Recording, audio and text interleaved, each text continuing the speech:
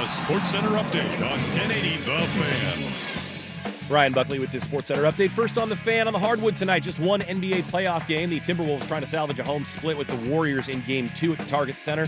No Steph Curry for Golden State. He's out for at least a week with a hamstring strain. Tip-off at 5:30 on TNT. The T-Wolves favored by 10.5. On the ice, a pair of Stanley Cup playoff games with the Caps trying to even the series against the Hurricanes in Game 2 of that Eastern Conference semifinal. Puck drops in D.C. at 4 on ESPN. And in the late game, the Golden Knights trying to earn a home split against the Oilers in Las Vegas. Puck drops at 6:30, also over on ESPN. In baseball, the Pirates have fired manager Derek Shelton after the club's 12-26 start. Bench coach Don Kelly will take over as the interim manager. And the Mariners still atop the AL West, 3 games clear of the second-place Athletics. The M's off today before opening a 6-game homestand against the AL East. Thank you for that, Isaac. They'll start a 3-game set with the Blue Jays, followed by 3 more against the Yankees next week. More sports scores and stories in 30 minutes. I'm Ryan Buckley at the George McCoy at Warren Allen Sabotage by Isaac Robb Sports Desk. Hurt and missing work, insurance companies acting like jerks. Don't call your mom. Call George McCoy at warrenallen.com. The inside story on the Blazers, Ducks, and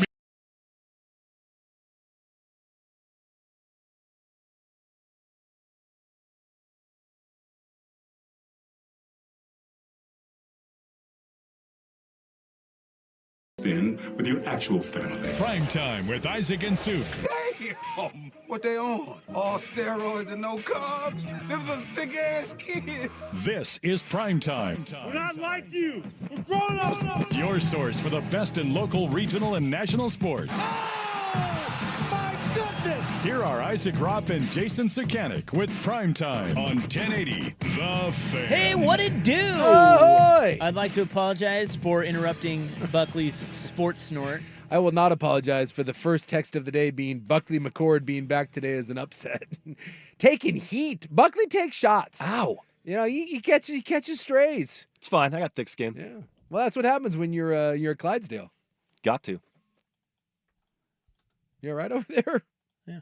He's looking for a drop. I am. You just had like this weird open mouth, slack jawed kind of. Yeah. I'm just trying to find something over here. Too late now. I'll just fire the Nimic music rotator again. The time is gone. There you go. There you go. It's all about timing. That's Nimic's Well, little preview of tonight. Yeah, a preview for tonight when he'll talk about, I don't know, Sports. kids. Something. Yeah. All right. Hot kid talk. Buck is back. His kid had a couple of little ear infections in his little kid ears. Mm-hmm. And he's, breathing weird and He's all that. fine. Yeah, he's all wheezy. He needed an inhaler, but slept well last night, which means he gets to go back to daycare today. More importantly, we have the first Clydesdale training update that has Sprint Try Clyde. Sprint Try Clyde. That's right. Buckley, look at you. You're an animal out there. 3 miles today? New PR. Were you wearing little running shorts? No, not little running shorts. I was wearing above-the-knee running shorts. I mean, I'm not out there in board shorts or I something. need you out there in some 5-inchers. No, you got to that's get not- some high. You got to that's get not some me. briefs. If you're gonna be a true, Briefs. if you're gonna be a Yeah, true okay. triathlete, Buckley, No. you got to cut that thing high and tight, baby. No. Let's get you little running briefs with that inner panty. Just get out there and trot around. 3.3 miles I see here, 34 minutes, 35 seconds. Yeah. Look at you. That's pretty tight. That's Well, right. I think if you go back, I before you were back, Suk, I sent Isaac my trail run, and that one, I think I shaved 20 or 30 seconds off my mile time between this one and the last. So Yeah, so you're pacing at 10 minutes, 28 seconds per mile. started at 11:04, I think, something like that. Whether you like it or not, people, look at that. That right there, that's peak athletic male. That's right. Dad bod summer coming in hot. Let me go back and see what you sent me last time. Scrolling. When is your? There might be a lot of yeah. derby texts in between. There were a lot of texts in between, but 10:57. So you almost 30 seconds. Almost 30 seconds better today. Better. per mile. My gal, the BTJ, she ran a half marathon last weekend down in LA somewhere. Okay. Did not train for it at all. Just rolled out of bed and did it? Rolled out of bed and did it, and her friends were all pissed because And she crushed it? well, she got it was like 10:02 miles, so she averaged 10-minute miles on the nose, and that was the best of all her friends that had been training for it, and they were quite upset. They wanted to win. Well, I think it bothered them that she was not taking it seriously. And I think everyone was was like, you're gonna die, and like you You're can't. gonna die. Well, just that you can't. Like you're not going to make it. You're not gonna make it, and it's you have to try for that. And she was like, I think she ran 2 or 3 times. She got up to like 5 miles. Was like, I got this. What race? What kind of? Would you say? It was a half marathon. A half. So 13. What is it? Yeah. So a marathon's what? 26.2.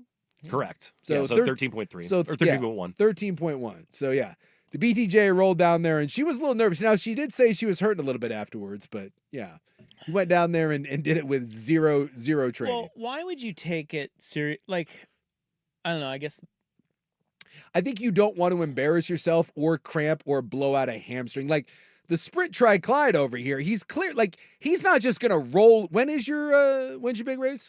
June 14th. Yeah, you're not just gonna roll in there on June 14th and have done one training day and be like, No. yeah, No. you gotta take it seriously. Apparently you don't. Well, I guess taking it seriously. I think of No, they don't. I'm thinking two different things. I'm thinking like they're like really into it, and like, hey, we got to do our best.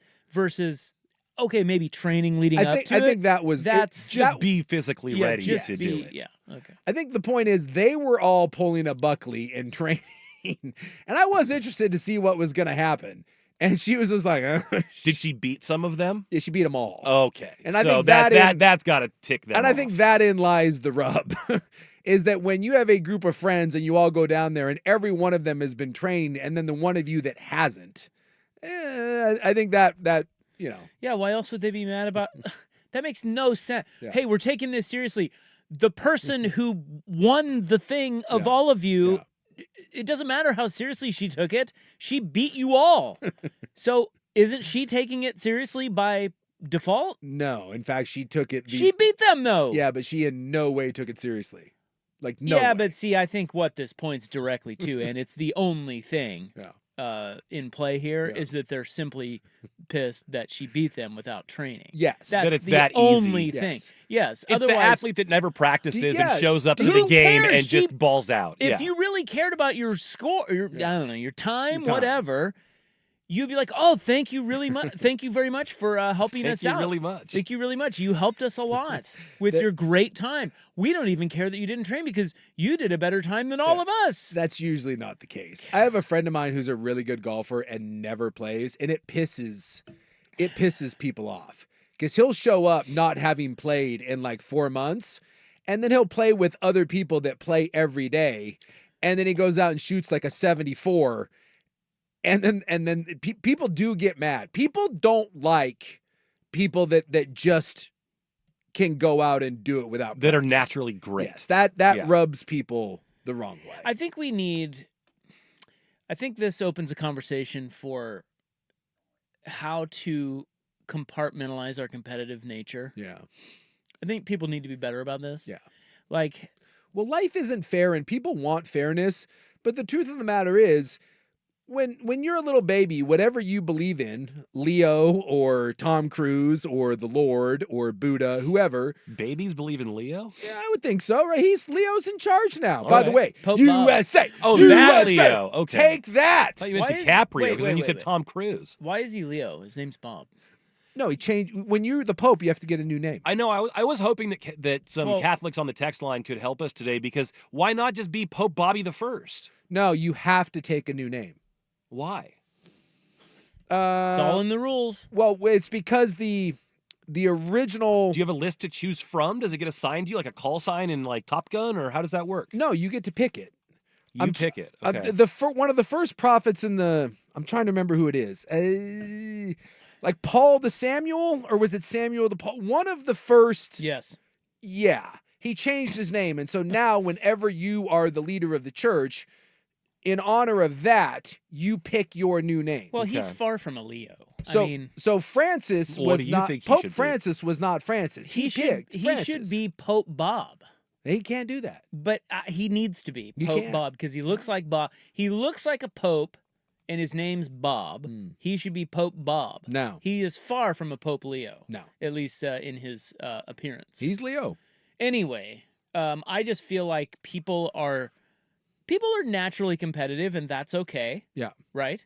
To varying degrees. Yes. I'm just saying we got to really understand when to sort of let that flow and when to just kind of dial that back. Yeah. You know what I'm saying, Jace? Well, but this was my point was when you're a kid, whatever being or, genetics, they're just graced upon you.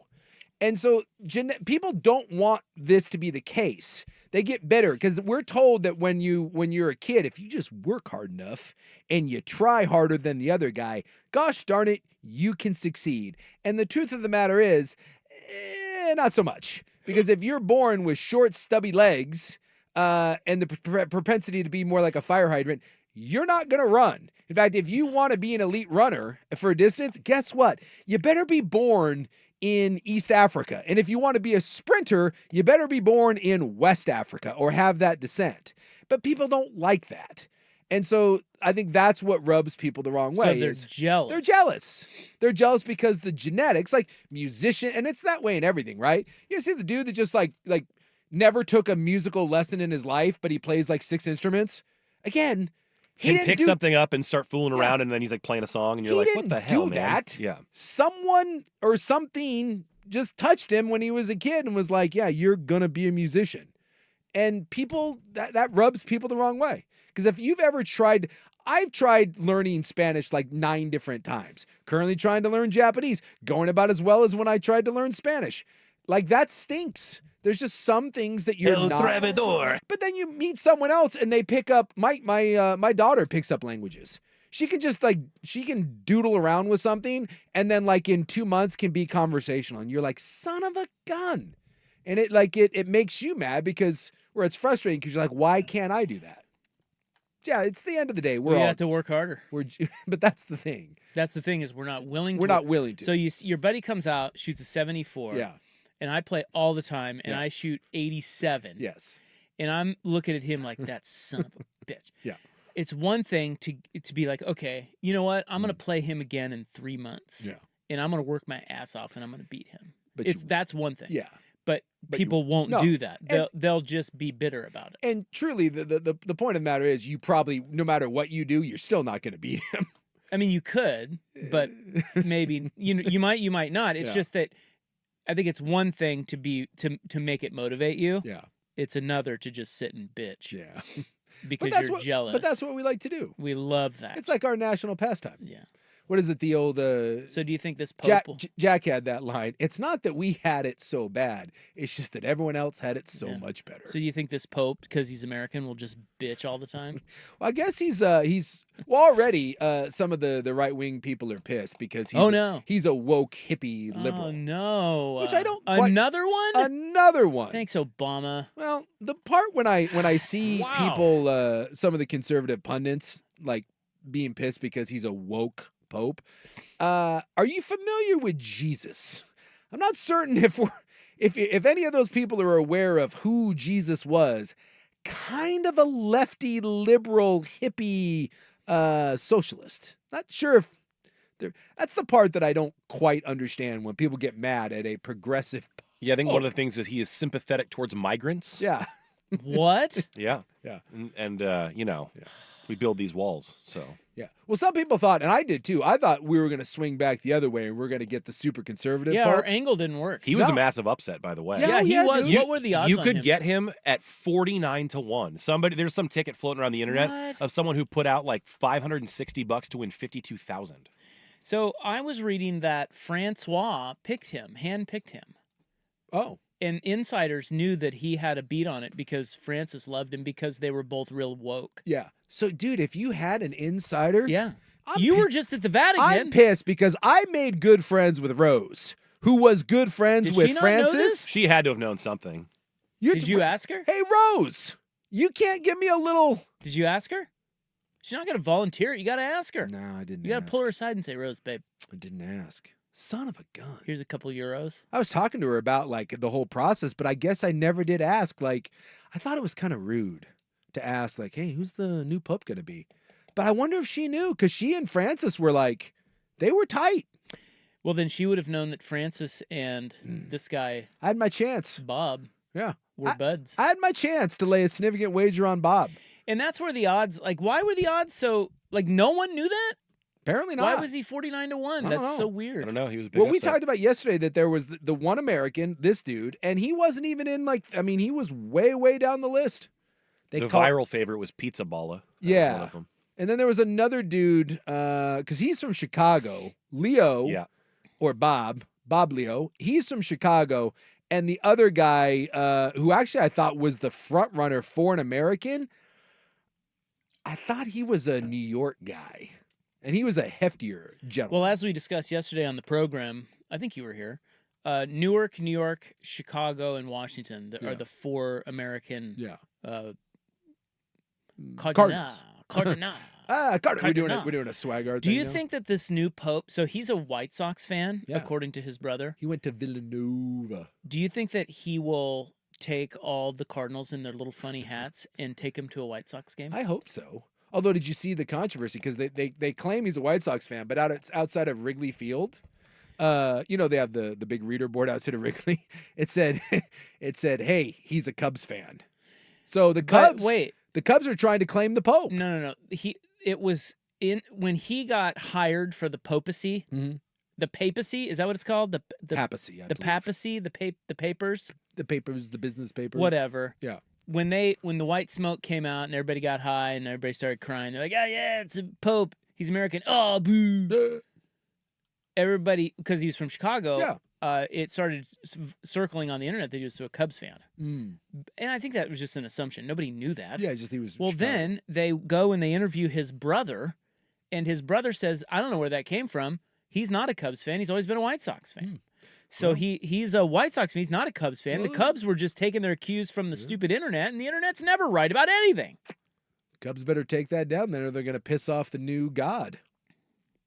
Although, hey, So can as the the Pope, maybe you have to be a fan of just, you have to love everybody. So. He can't go to a baseball game, right? Can the Pope go to a? Why not?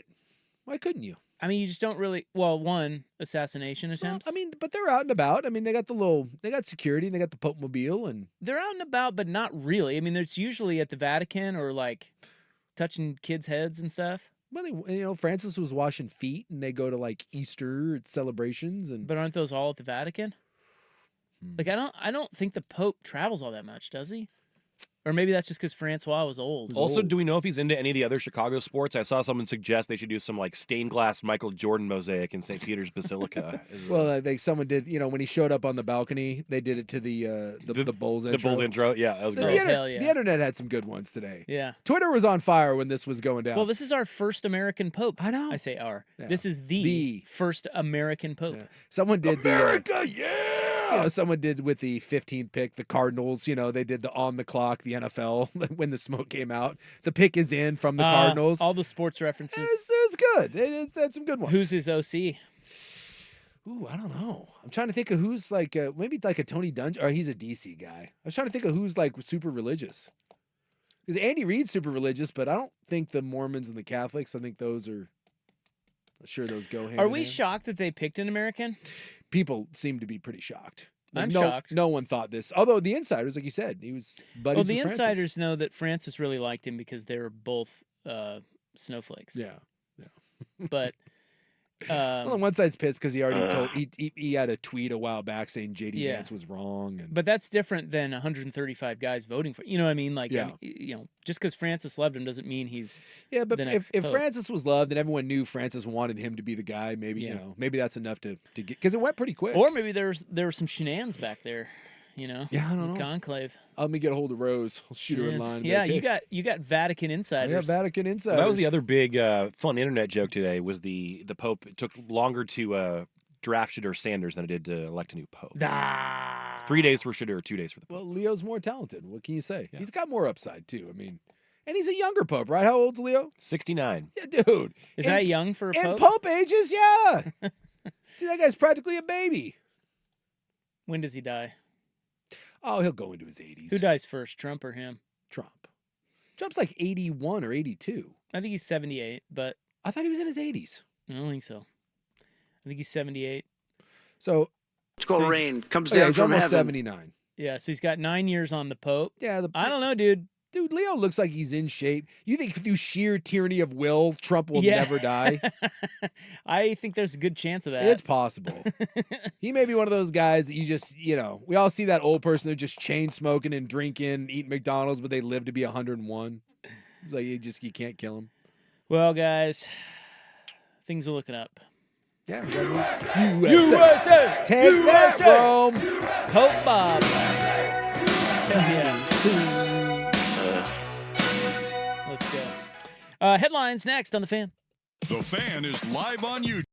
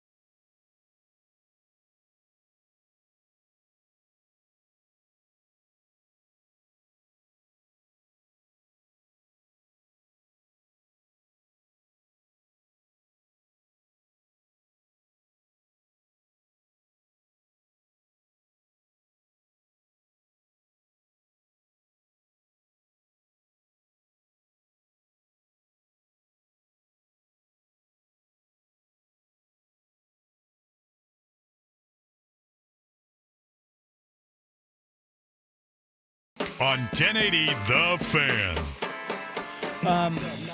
Okay. A lot going on here. One, Suk is already got Jesus guy on fish on hook here on the text line. I love it. Yeah. So we'll get you back next hour. Oh, they can't help themselves, can they? Well, neither can you, to be fair. I love my Bible and I love my guns. Yeah. Good trucks, Unfortunately, balls, yeah! I know nothing of Jesus, so I cannot mediate this this Twitter or this text war. It is time for headlines, and listen, I got to tell you, I just can't believe it. What? It's Thursday. Yeah. Which means the latest PGA Tour tournament started. Oh, we don't have it, do we? What do you mean we don't have it? I'm guessing that one Ryan Buckley did not pick. Now, why would you guess that? Because you said you can't believe it. I can't. Ladies and gentlemen, he's done it again. Ryan Buckley has the first round leader from the truest. What is it? He did it again? He did it again. Wall training? So they're playing this is called the Truest Championship or something? I don't know. It's at This is the easiest winner I've had because anyone who's won already for me as a first-round leader is an auto play. Now he's like, it's easy. So Keith Money Mitchell, this is the third time he's hit for me. So they're playing at Philadelphia Cricket Club, okay? Okay. Which is a new course for them. It's an old golf course, but they've never played there, which led me to think that this is going to be a really hard first-round leader pick because we just don't know how it's going to play for the big boys, right? Sure. No. Buck is claiming that it's his easiest hit yet. Yeah, he's just... Well, this is by virtue of a steadfast rule. If you win for me, you play on Team Buckley for the rest of the season. At this point, Buck is he's Jordan hitting the 6-3s and shrugging shoulders. I would like to point out... It's like, it's no big deal. This is a 55-1 winner. Yeah. That's right. Again. $1? $250. $250 this time. $250. Well over $100. Now, you hit the superfecta for the Derby. That's right. Which was 17,000 to 1, right? Or 17,000. 17. Well, right? I don't know. It was $1 to win 1,700. Yeah, whatever that is. I mean, that's the longest of shots. Yeah. Yes. But this first round leader, that would be your fourth or fifth of the season. Fifth. In between the 50 to 70 to 1 so odds. you bet. How many bets were placed? 10. 10. He always bets 10. At $250 a pop. Yeah. But you netted 135 or something like that. Hey, Bucky, you got to start stepping up your bets. I tell you what, if the guy bet well, real they used money, to be $1 bets. They're now $250. You need to start laying a saw We're creeping. You know, you spend $100, bet 10. I ain't got 10. it like that. You know this. Well, listen, $100? I mean, I think it would be Per bet. I think it would be a fun exercise. Yeah.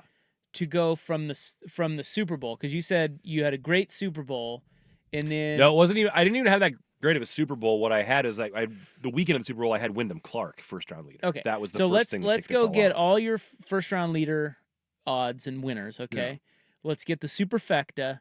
Let's get your Super Bowl. All your big bets that you've hit in 2025. Florida. Florida. Let's put them all together, and let's run the numbers on if you bet. Yeah. XYZ, this is what you would have. Okay. I think the listeners deserve that. Yes. I'm just saying, if we upped it, I think a $10 bet is a reasonable bet. Most people are not going to be like, oh my God, $10. But I can't go putting $100 a week on first No, we're round not leaders. I saying think that. you can. Well, at this point, you can. Luckily, you can. You're living the dream right now. Had you done it on your superfecta, you'd have 170 grand. And- Yeah, I know, Look. and I'd also be spraying like $360 on these ponies. See, here's the problem. I think that the issue here, once again, is we feel like Mama Buckley is the one preventing this. And Buckley, like every married guy, are you not aware what slush funds are for? No, nothing is preventing this. My wife barely cares what I do with this. Yeah, I think he's being smart. It's just I would really like to know what you would have let's say you bet in $100 increments. Sure. Okay, Yeah. let's say your one unit was $100. Right. And that's a serious unit, though. Yeah, it is, but that's not that big. Yeah. I would want to know if you can get us. Listen, here's what we need, okay? You son of a bitch. We need the odds for all your big bets anything over 10-1 that you've hit. We need you to go back. Can you go back? There aren't that many of those. Okay, well, let's get them, and then we'll put together what he would have. And then what we do if he bet $100 is we start taking some. We need some capital. We start getting some investors here, and we put together a Buckley gambling fund, and you can invest in the future of Ryan Buckley. And we go on this journey as a show and a community. Let's go. Let's put some serious cash behind. Yeah, this. I mean, at this stage of the game, you asked this last week. You were like, do we start tailing Buckley? And I'm like, no. No, I'm you like, don't. well, It sounds terrible, but The moment there's a following is the moment it comes crashing down to earth. I feel like at this point we're silly not to. This is how I got on to betting the Ravens in the preseason. It just gets so absurd. You can't not bet. Yeah, RJ's in. He says he'll double all your bets. He just takes half your winnings. Buckley, Whatever you bet. I think you've got a gift. I don't think that's true, but at this point, I think we need to- appreciate the vote of We confidence. need to ride with it. Where do I subscribe to your newsletter? One of the guys last week on the YouTube did request my first round leaders, and I did not hit last week, but I provided them. I suppose This I is should You Ryan. do almost this. hit. This is Ryan I Buckley. almost we had Louis Huey, remember? I've got confirmed information. I want to go with a first round leader for you or the next 4 weeks of free. But I realized today with this third Keith Mitchell hit, if I had only bet Keith Mitchell every week this season, I'd still be up by a lot. Because it's the third time he's done it. Yeah. I picked him one time that he did it, and then But every part time of why thereafter. you're hitting these is you're spreading it around a little bit. Well, Like, of course. You can't just. Of course. Sprague I'm has just a, saying Keith Sprague has Mitchell's a the GD man. gambling show. What's he ever won? Let's push our guy. Come on. Yeah, bet MGM or something. Yeah, that's something right. like that. Yeah. Bet QL or We something. need bet. No, they dropped the QL. It's just bet MGM. Now we just need the bet Clydesdale here. I have your phone number for you, if you'd like. 1-900-FRL-LOCK. Right? That's a I good love one. it. Yeah. I like where we're going with this. 1-900-PICK-FRL. Yeah, you could do that. I love it. All right. Well, FRL cash. there's your first headline of the day. Buckley hit another one. And for those that don't understand, very simply, he is betting on who is leading after the first round of each PGA Tour event. That's all he's doing. Yeah. And he's they're hitting. super long shot bets. Yeah. And they're quite random, I would think, but apparently they're not. Apparently bet Keith Mitchell. He went That's 9 the key. under. And he also had Denny McCarthy, who was 8 under. He had it either way. I thought most of the day it was going to be, I was wondering whether Denny McCarthy would get home. Buckley's he's sitting there on that run. He's like, I got this. No, but either way, he's like, I got it. Pretty amazing. All right. Next, buying or selling the Celtics for the rest of the series. Here's Buck. Now, from the George McCoy at Warren Allen Sports Desk, a Sports Center update on 1080 The Fan. Brought to you by 808 Hawaiian Restaurant. Mixed plates like Grandma used to make. If your grandma were from the Big Island. Woodstock, Burnside, Beaverton, or online ate-oh-ate.com. First on The Fan, just one NBA playoff game tonight as the Timberwolves host the Warriors for Game 2 at Target Center. The T-Wolves trying to salvage a home split before that series moves to Golden State. Steph Curry out for the Warriors. He's out at least a week with that hamstring strain. Tip-off is at 5:30 on TNT. The T-Wolves are favored by 10.5. On the ice, a pair of Stanley Cup playoff games with the Caps trying to even the series against the Hurricanes in Game 2 of that Eastern Conference semifinal. Puck drops at the top of the hour in D.C. on ESPN. In the late game, it's the Golden Knights trying to earn a home split against the Oilers in Las Vegas. Puck drops at 6:30, also on ESPN. In baseball, the Pirates have fired manager Derek Shelton after the club's 12-26 start. Bench coach Don Kelly will take over as the interim manager. And the Mariners, still atop the AL West, 3 games clear of the second-place Athletics, are off today before opening a 6-game homestand against the AL East. They'll start with a 3-game set against the Blue Jays beginning on Friday, followed by 3 more against the Yankees next week. More sports scores and stories in 30 minutes. I'm Ryan Buckley, the George McCoy at Warren Allen Sports Desk. Hurt and missing work, insurance companies acting like jerks. Don't call your mom. Call George McCoy at warrenallen.com.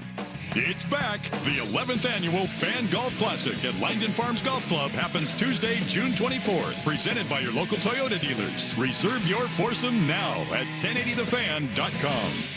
Hey, it's Dirt here for Crunch Fitness, the gym for everyone. At Crunch, they'll help you reach your summer goals and you'll have fun at the same time. You can try one of their awesome group fitness classes, work out with a real certified trainer, or check out their state-of-the-art cardio and strength training equipment. For a limited time, you can enroll in their Peak Results membership for just 1 cent and get the month of May for free. Go visit crunch.com to get started or just stop by Aloha, Beaverton, Division Center, Portland, or Vancouver Plaza. Hurry, offer ends May 19th. Hi, it's me, your USPS Ground Advantage shipment. Just left the warehouse and hitting the road. I know. Just got the notification. Great. Smooth sailing so far. I'm almost there. Yes, I know. I get all the updates. Made it. Safe and sound. I know. Well, did you know I was with USPS the whole time? Oh, yeah. I know. Keep your business in the know with the USPS Ground Advantage service. Visit USPS.com/in-the-know. Isaac and Suk here with Ken and Donnie, the advocates. You know, how does somebody know that they should call you based on the severity or lack of severity of their injury? If you're hurt in an accident, call us. Don't worry about, is this too small? We'll let you know. The consultation is free. How about that? Honesty. For once. Go figure. Yeah, if we can't help and we're not going to add value, we'll tell people you're probably going to be better not hiring a lawyer. You need more than a lawyer. You deserve an advocate. Advocateslaw.com. For more than half a century, contractors and trade professionals have relied on WeatherGuard for heavy-duty truck and van storage equipment, not just to protect their tools, but to protect their professional reputations. Whether it's inside or outside of work vehicles, a WeatherGuard badge means pros can trust that their hard-earned name is in good hands. Since 1968 and every day since, WeatherGuard has been protecting anything it takes to build a professional reputation. WeatherGuard, established in 1968, proven every day. WeatherGuard.com. You know what's better than a limited time deal? An unlimited time deal. That's why the Wendy's $5 Biggie Bag with a Junior Bacon Cheeseburger, 4-piece nugs, Junior Hot and Crispy Fries, and small soft drink is available all the time. Because the best time for fresh, never frozen beef and Applewood smoked bacon is all the time. Duh. I feel like I'm repeating myself a lot. For the best deal of all time, gotta be Wendy's. Unlimited time does not mean forever. U.S. price and participation may vary. Prices may be higher in Alaska, Hawaii, and California via third-party delivery. Fresh beef available in the contiguous U.S., Alaska, and Canada. Gain a global perspective and specialized skills that many of today's top employers are seeking with an MBA from University of Maryland Global Campus. Study online and complete your degree in just 16 months for about $21K. Choose from MBA specializations in global business, marketing, HR, finance, and more. Classes start May 14th. Apply now and save with no application fee. Learn more at umgc.edu. Certified to operate in Virginia by Chef. Wesley Financial Group is not a law firm. Are you a victim of the timeshare trap and think there's no way out? I'm Chuck McDowell, founder of Wesley Financial Group, the original timeshare cancellation expert. And I'm here to tell you that there is a way out. All you need to do is give my office a call. I will send you a timeshare exit information kit absolutely free, explaining how the timeshare industry works and your options for cancellation. Call Wesley now for your free info kit. 800-780-5959. 800-780-5959.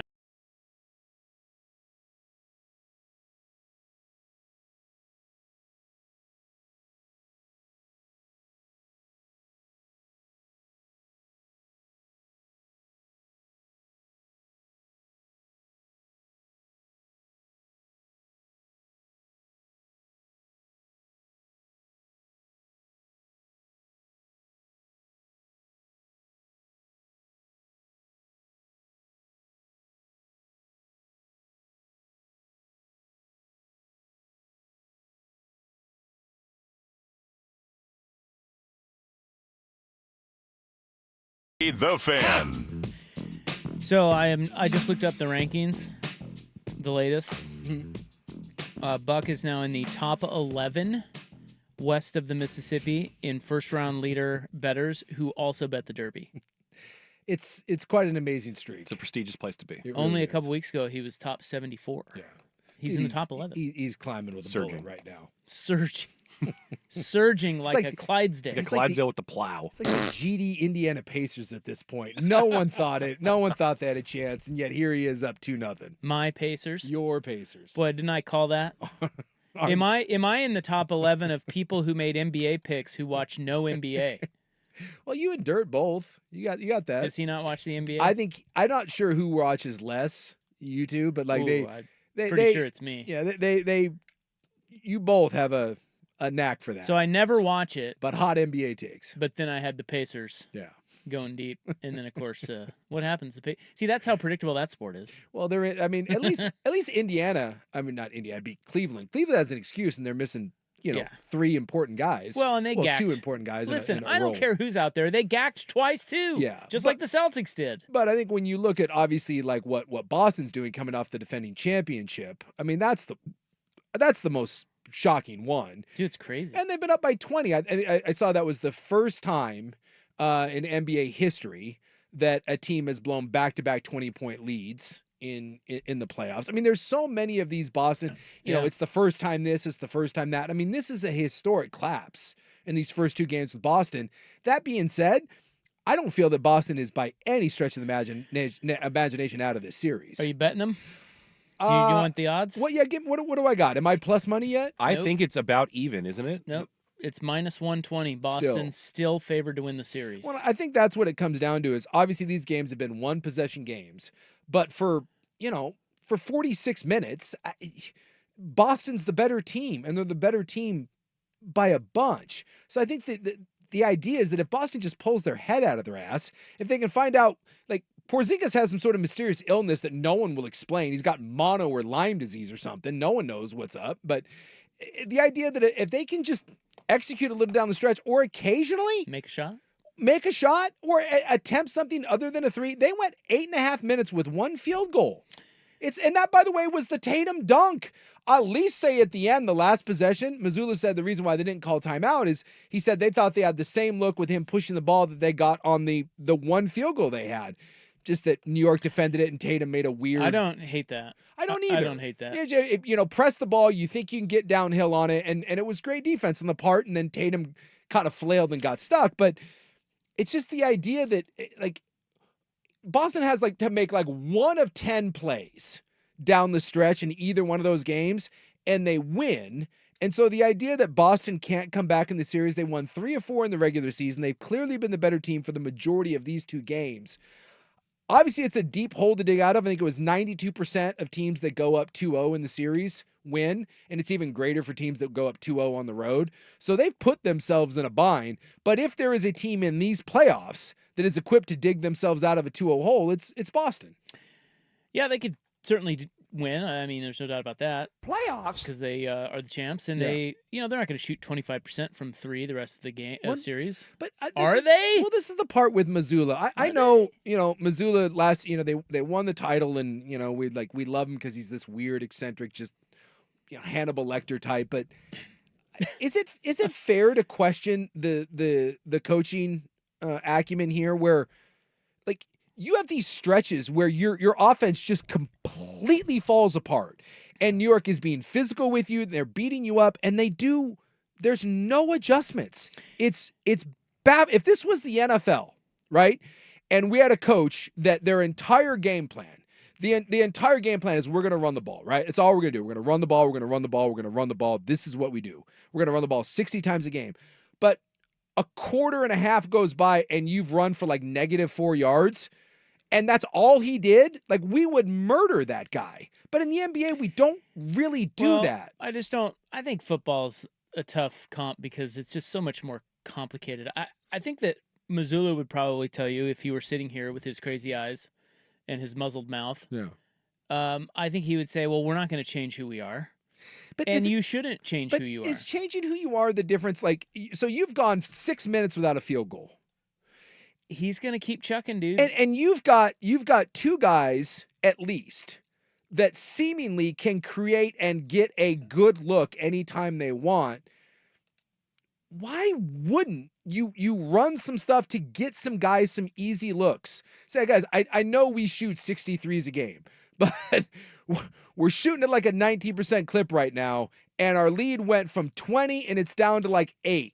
Hey, let's try to get a couple easy buckets. Let's get Tatum or Brown going downhill, get them to the rim, maybe get to the free throw line, maybe kill some of this momentum, right? Maybe bleed some clock.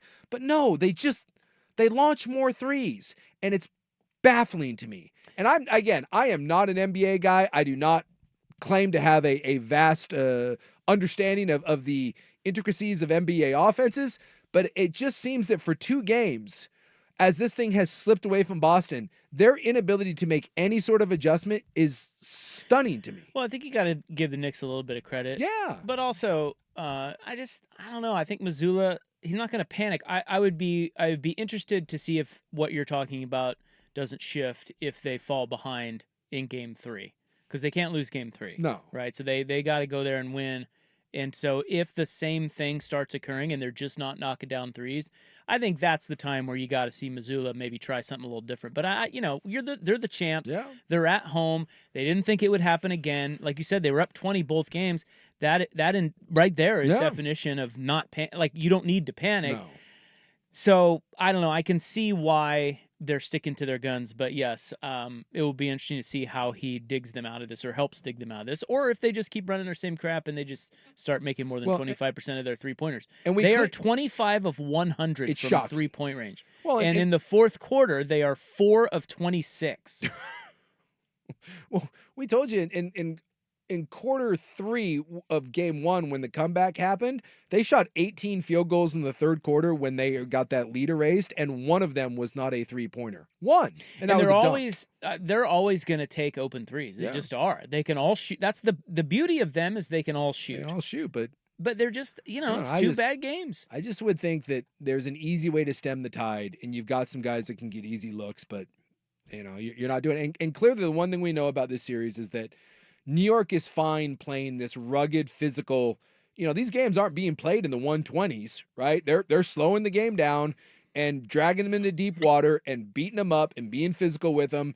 And New York is more comfortable executing down the stretch. And that's the other one, is I'm shocked at how poor a veteran championship team like Boston executes down the stretch, including the last 2 possessions of both games, where one guy stole the ball basically on both of them. Well, there's probably a little choke factor in there. Yeah.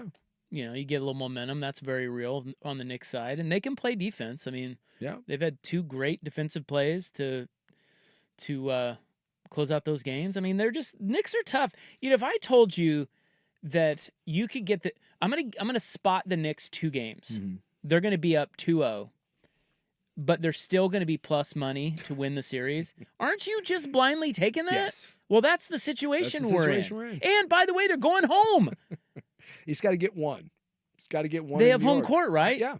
You just get one in New York, and then you force Boston to win. Yeah, if they get one. If they get one. So it's just like, I don't know why you wouldn't bet. Like, I know the whole world is probably going to be on Boston, right? Because of it's conventional wisdom, groupthink. Everybody thinks, the Celtics will be fine. We've seen this before. Dude, you're giving me the Knicks with a 2-0 lead going back home and their plus money. What's the Clydesdale say? I'll be the sucker. I like Boston. Well, there you go. That's why they're plus money. That's the right. Knicks right there. So it's just the second time in 564 games. I do think it's about a toss-up. Like at this point, it'll probably go 7, and then it's who you like in 7. So it's just the second time in 564 games that the Celtics have shot worse than 25% from 3. Yeah. 564 games. You would think that's almost 7 seasons, and that right there is why Mazzulla's going. We'll be all right. We'll be fine. We've opened up 20-point leads in both games until you're not. So before this season, too, one other stat, and then we got to go. But before this season, we had never seen 2 60-win teams in an 0-2 hole, or one 60-win team in an 0-2 hole in the 16-team format. Got 2 of them. And now we have 2. Dude, this playoffs is just a series of anomalies. It's drunk. Over and over and over. And it's great. Yeah. It's good for the league. Absolutely. I'm here for it. All right, coming up next, Bad Moon Out on the Fan. Hey, ho, hey. It's me. It's the new Pope. The Window Pope. Can I do that? Probably not. You can be, Window Pope? I don't know. Let's just stay Window The one Daddy. Cardinal had an issue with the AI Pope, so stick with Window Daddy. Window Daddy, okay. Window Daddy. Window Leo. Hey, it's your Window Daddy. Window Bob here. It's time for a change for your home.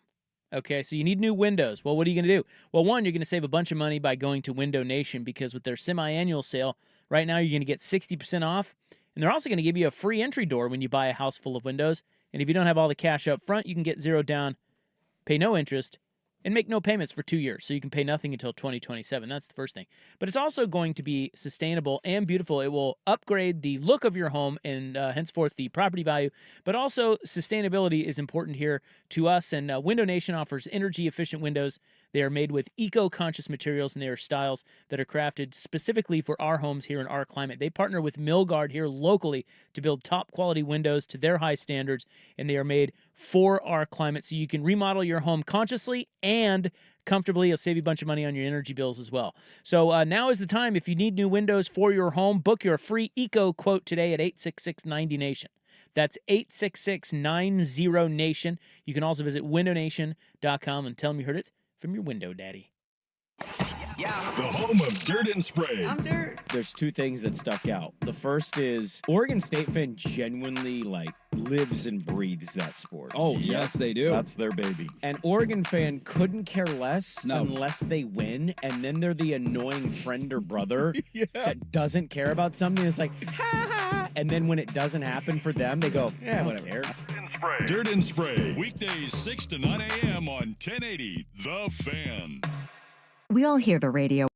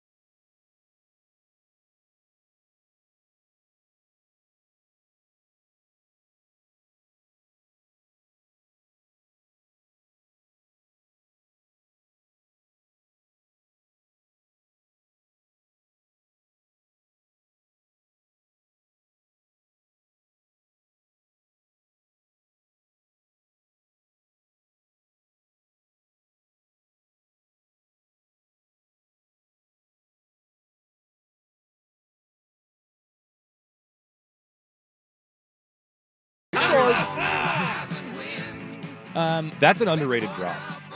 Yeah. There's a joy in that. It's really good. What's a good move? I don't either. It says Souk AIDS laugh. That's what it's labeled as. That's problematic. Yeah, I wish we knew. Yeah. I wish we knew. You never know. Try peanut butter AIDS. AIDS. I have AIDS. Who knew we had so many AIDS drops? And AIDS laughs. Yeah. Well, AIDS are funny. It's going to stay quiet over here. No? No.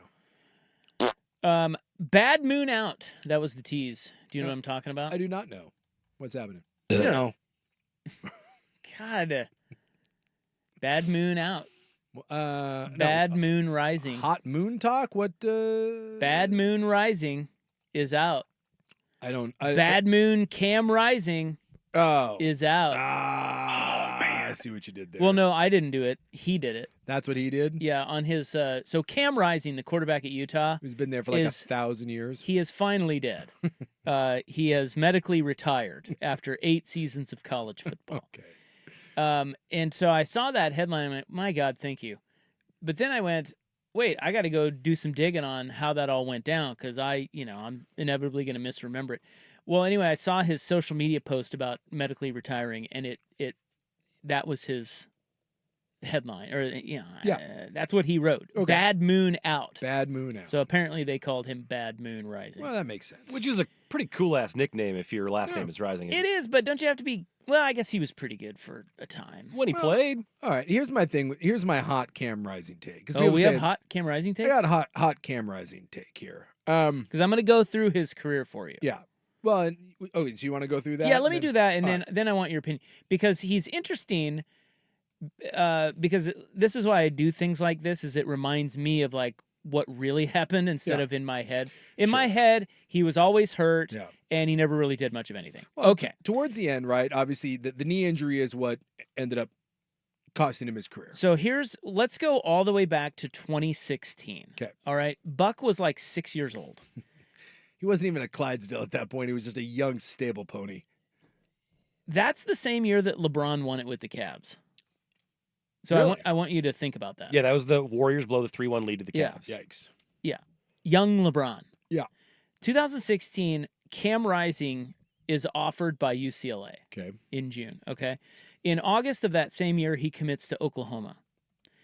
Fast forward to April of 2017, he commits to Texas. December of 2017, he actually signs with Texas. Mm-hmm. December of 2018, he enters the transfer portal. So that one season with Texas, he was sitting behind Sam Ehlinger and I forget his first name, but Steve Buechele's kid. Remember that? Shane Buechele. Shane Buechele. Yeah, I remember Ehlinger, who went on and he was a backup in the NFL. I don't really remember the other kid that much. What I find interesting is that it seems to me, and this is of course hindsight, sure, but it seems to me that Rising, should he stay healthy, is better than both of those guys, or was better than both of those guys. But Ehlinger kept playing, and Rising never saw. And then Buechele was like the next up and coming guy, and so Rising never saw a crack there. Sure, and so he left. So he enters the portal. Mm-hmm. January of 2019, he commits to Utah.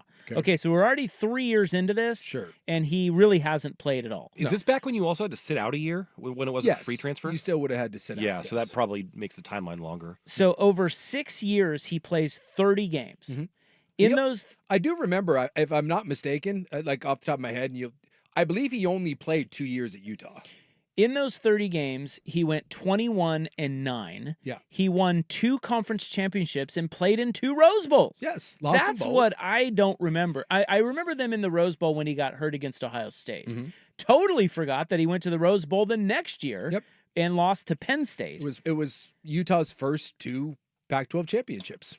Yes, I mean, I remember Utah winning the 2 championships. I did not remember that Cam Rising was actually healthy for both of them. Mm-hmm. He actually played both of those seasons. The 26 of his starts, he only played 30 games. Yeah, that's what I said. I'm pretty certain he only played in the 2 years. 26 of them were those 2 years, but they won the league both of those years and played in 2 Rose Bowls. Yeah.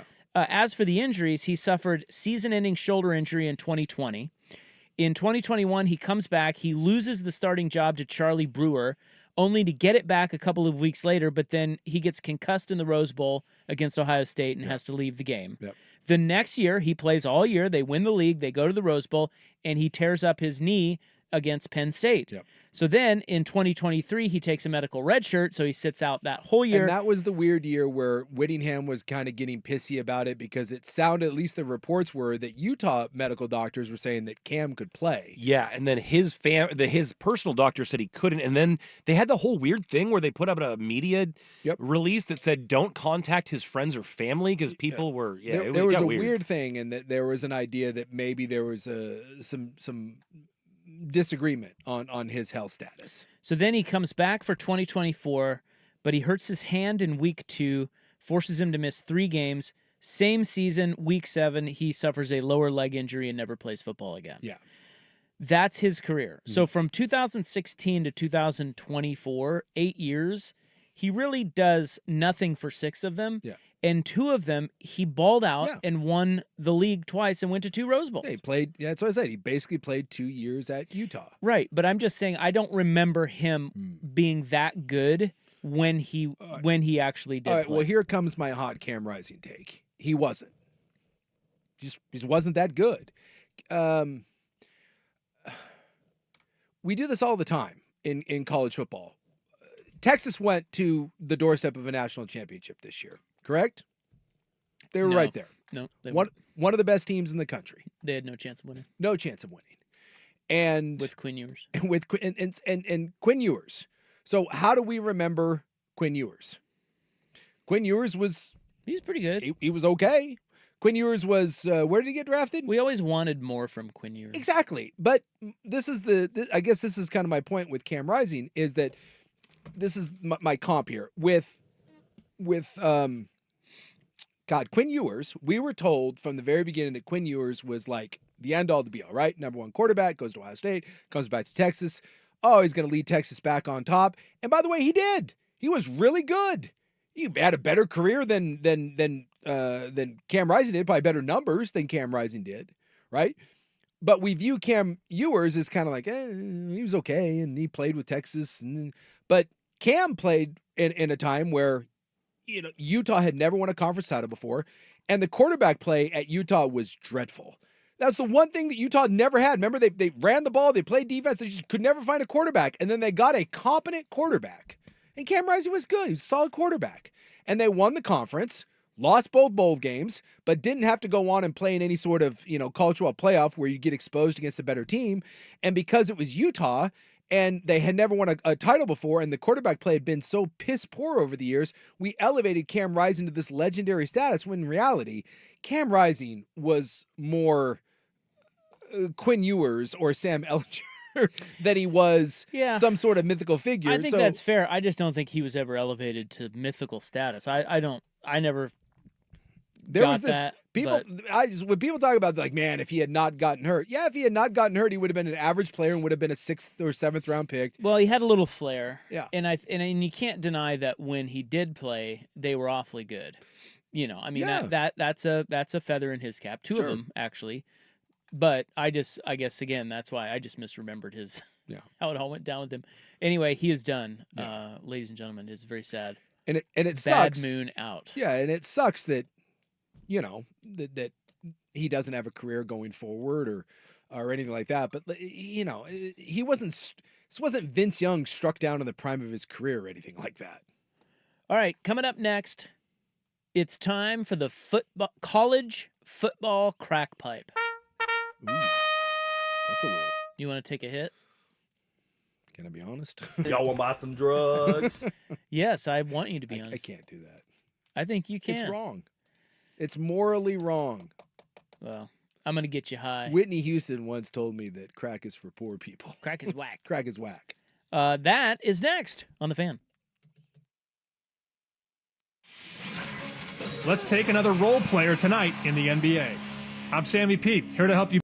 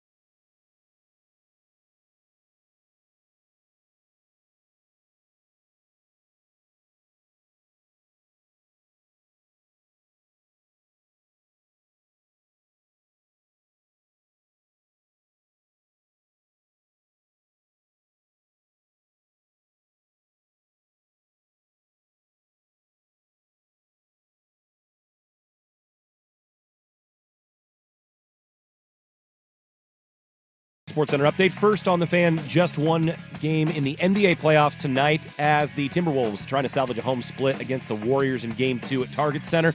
No Steph Curry for Golden State. He's out for at least a week with the hamstring strain. Tip-off is at 5:30 on TNT. The T-Wolves favored by 10.5. On the ice, a pair of Stanley Cup playoff games with the Caps trying to even the series with the Hurricanes at Game 2 of the Eastern Conference semifinal. Puck drops in D.C. in just a matter of moments. In the late game, it's the Golden Knights trying to earn a home split against the Oilers in Las Vegas. Puck drops for that one at 6:30 on ESPN. In baseball, the Pirates have fired manager Derek Shelton after the club's 12-26 start. Bench coach Don Kelly will take over as the interim manager. And the Mariners, still atop the AL West, are off today. They open a 6-game homestand tomorrow against the AL East with a 3-game set against the Blue Jays, followed by 3 more against the Yankees next week. More sports scores and stories in 30 minutes. I'm Ryan Buckley at the George McCoy at Warren Allen Sports Desk. Hurt and missing work, insurance companies acting like jerks. Don't call your mom. Call George McCoy at warrenallen.com. Jump back to earlier parts of your favorite fan shows on the Odyssey app. The only way to rewind Portland's sports leader, 1080 The Fan. What's the most resilient parasite? Primetime with Isaac and Sue. Can build cities, can transform the world, and rewrite all the rules. That's what I'll be doing every single night. Which is why... No! I have to steal it. What are you talking about, Willis? This is Primetime with Isaac and Sue. It's gonna work. It's passable, okay? This isn't terrible. The best in local, regional, and national sports. With no hidden agenda. Primetime with Isaac and Sue on 1080 The Fan. All right. Welcome back. It's 4 o'clock, which means sports about to begin. Pucks dropping, balls tipping. Actually, balls aren't tipping. The balls aren't tipping. Not until 5:30. Yeah. We only have one game tonight. We got one game. We got the T-Wolves, and then the NHL, I think the Hurricanes and the Capitals are the early game. They're dropping the puck in a matter of moments, those two. Then we got Oilers Knights tonight. My Jets, very disappointing. Did you see any of it? No. I just saw the score. I am following hockey scores now, though. The final minute of the game was about as hectic as you could have, and Winnipeg came about as close to scoring a goal as humanly possible. Puck was just free in the crease, and there was about 9 guys stuffed in there. Damn near did it again with the pulling the goalie, but couldn't get one across. So this begins our college football crackpipe. See, the raccoon had a crackpipe the other day. Took a hit. Yeah, I did see that video. Yeah. Sounds like that raccoon needs a better home, needs someone to show him a better life. And well, interestingly, a raccoon broke into a homeless woman's car, or van, or something, and got its hands on a little crack pipe. They're going in there like, oh, we got to get this raccoon out of there, and they show the raccoon. There's a video of it. Yeah, and the raccoons.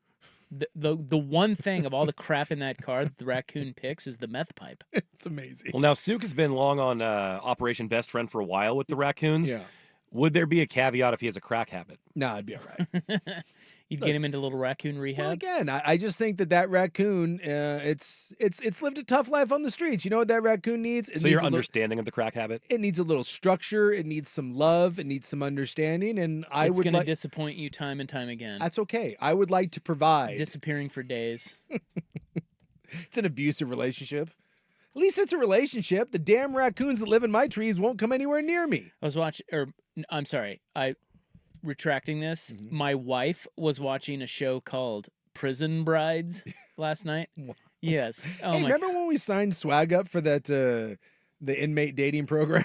I do. Yes. Yeah, that's good time. This is a safe space. You can say you were watching Prison Wives. Well, or Prison of course Brides. I get roped into it. It's terrible. So These women are they're all marrying guys in prison or just out of prison. Okay, I thought it was the other way. It's both. No, they're following the women mostly. So women fall in love with murderers or whatever. Yeah, guys. By the way, that happens all the time. All the time. Yeah, the killers end up getting tail. Anyway, what made me think of this was this woman, and she's the most normal of any. A couple of them are whack jobs, but this woman seems pretty normal. She's from Australia. She hot? Not. I don't know. I don't know how to answer that. For like a killer, it's not bad. Well, the killer, anyway, let me just. I see that we're getting to our college football crack pipe. She's fine. Okay. They show this thing where she calls her friend. She goes, I don't know who else to call. And she starts crying. She's like, I found something in his bag. And she's like, what did you find? I found drugs. Oh, no. And then she's crying. She goes, I can't believe it. So the murder is okay, but not. Well, he wasn't a murderer. He was I don't know what he was in prison for, drugs or something. But drugs or something? Well, yes. It's like he's a prisoner. Yeah. That's why he's in prison. You're shocked that you found drugs in his bag? I'm going to go and say that if it was like a hardened felon, I'd be surprised if I didn't find drugs. Exactly. Why is she shocked? I think I'd be looking through his bags to see what kind of drugs he had, and then I'd be bummed when I didn't find any. Who are these people? Yeah. They're such morons. Well, what do you expect? It's the kind of person that thinks he'll change for me. It's that type of person. Is that what it is? It's all I think about in some them? cases, they think like they're so great that guy's going to change for her. Well, that person maybe doesn't have a lot of options, and that you provide something that they can't otherwise have, and then they'll change because you're offering something so great. And I watched a documentary on serial killers, and they said that the women fall in love with them because it's like people that like to own dangerous pets.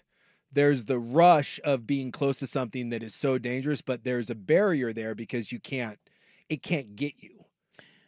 Because they're in prison? Because they're in prison. Or that they're in love with you, so they won't hurt you. No, there's a barrier. Because that's dumb. There's a barrier there of prison. Yeah.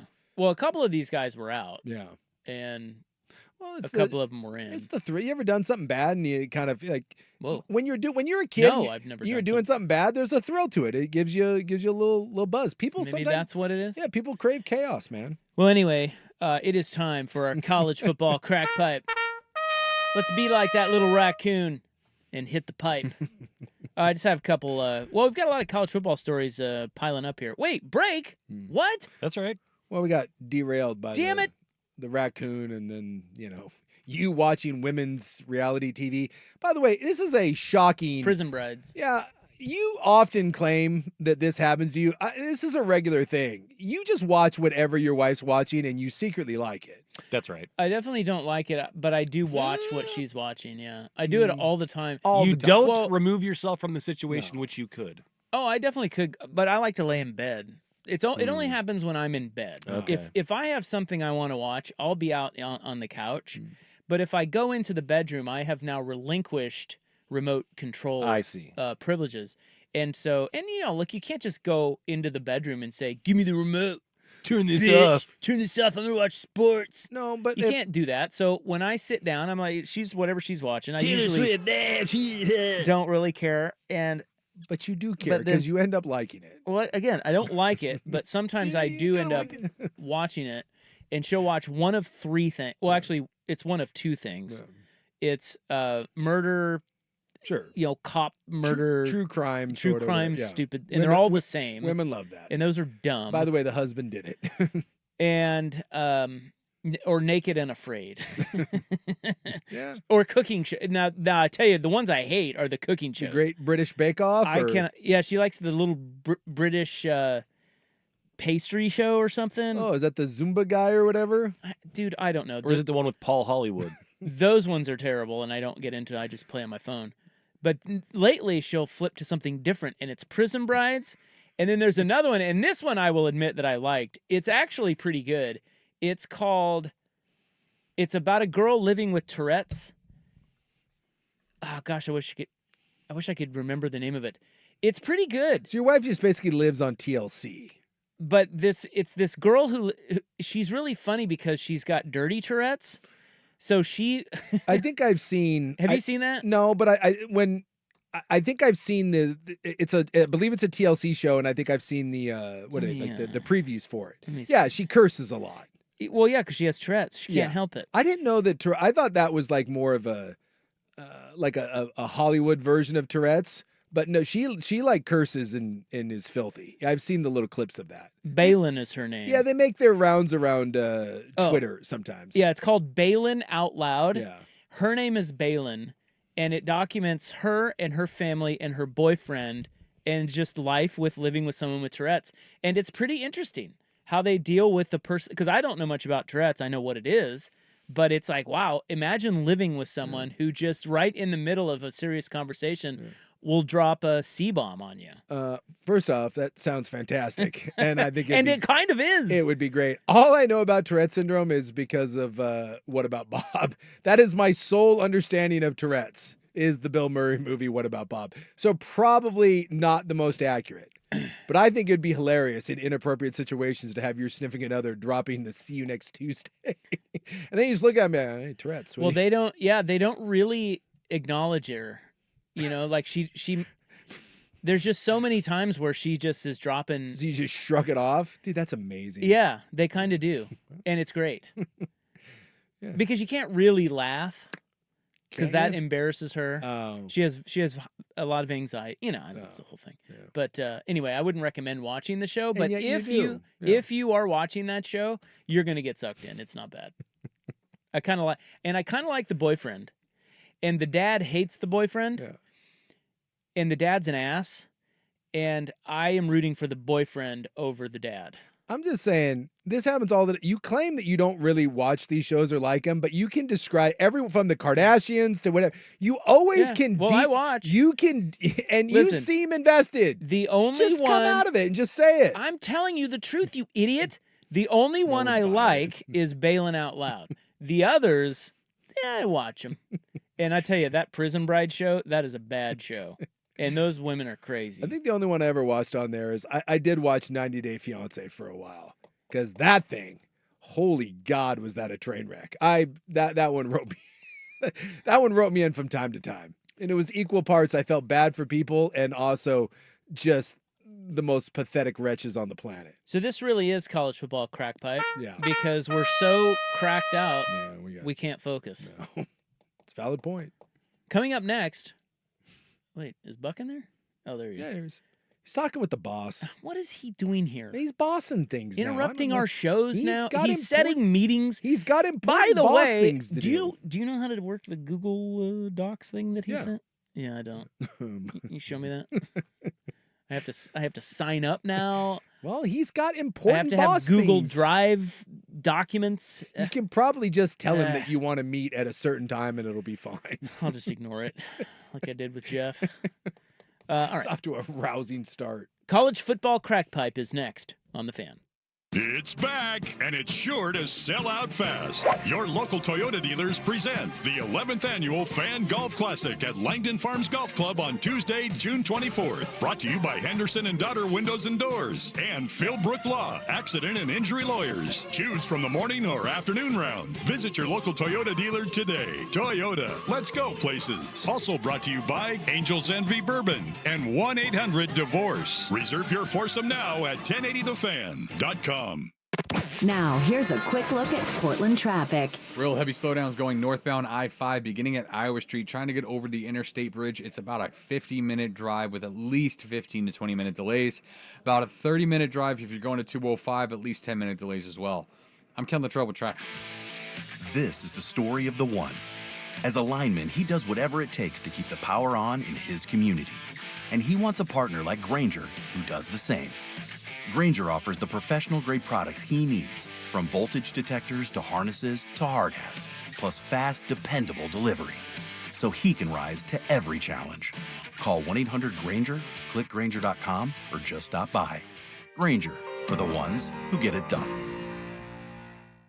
At Napa, we've spent the last 100 years building our business into an engine that powers yours. Whether you're big or small, national or local, Napa has the automotive solution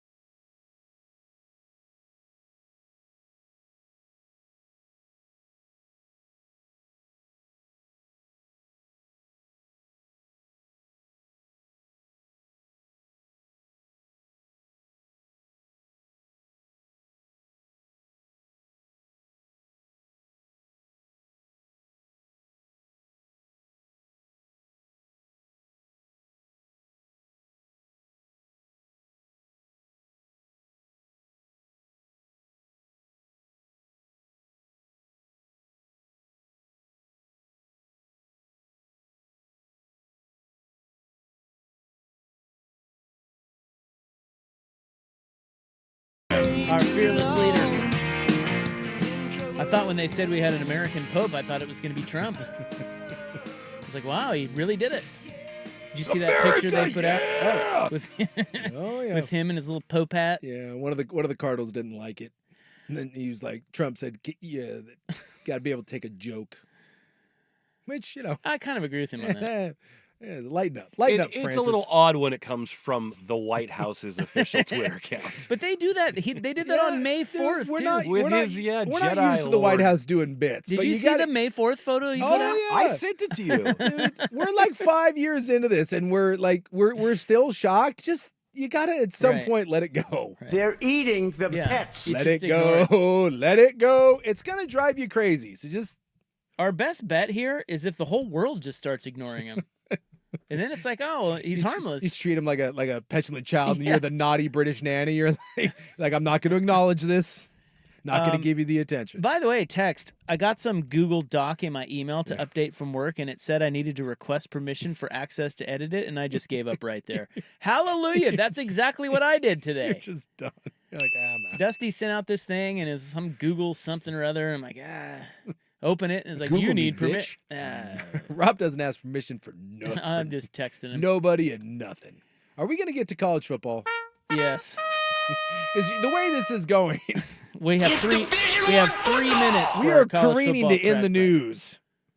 Yeah. Well, the beauty of it is Beavers, how about that? we have blown out the hot 5, so we can take as much time as we need. Maybe it's time to grab a hold of your little step ladders and go ahead and climb out of my ass for a while. That one little decision has single-handedly derailed this entire week of programming. Which makes it great. You're And by the way, speaking Japanese. one other follow-up Of course. on our new boss, Dusty.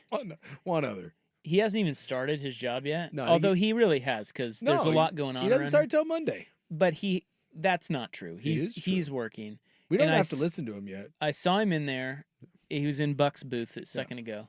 And I'm like, oh, wow, God, look at him. He's, it's 4:30. He hasn't gone home yet. He's really taking this new job seriously. Doing boss stuff. Yeah, and then I asked Buckley, what's he doing? He's printing out crap for his kids' Little League. He couldn't figure it out, so he needed Buckley to print something out.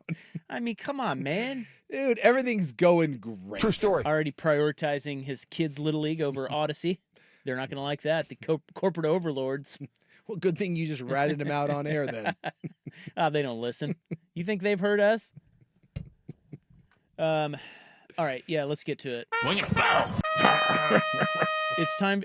Ooh, we've been trained like dogs. What? Well, we have swing and a foul, but we also have swing and a foul.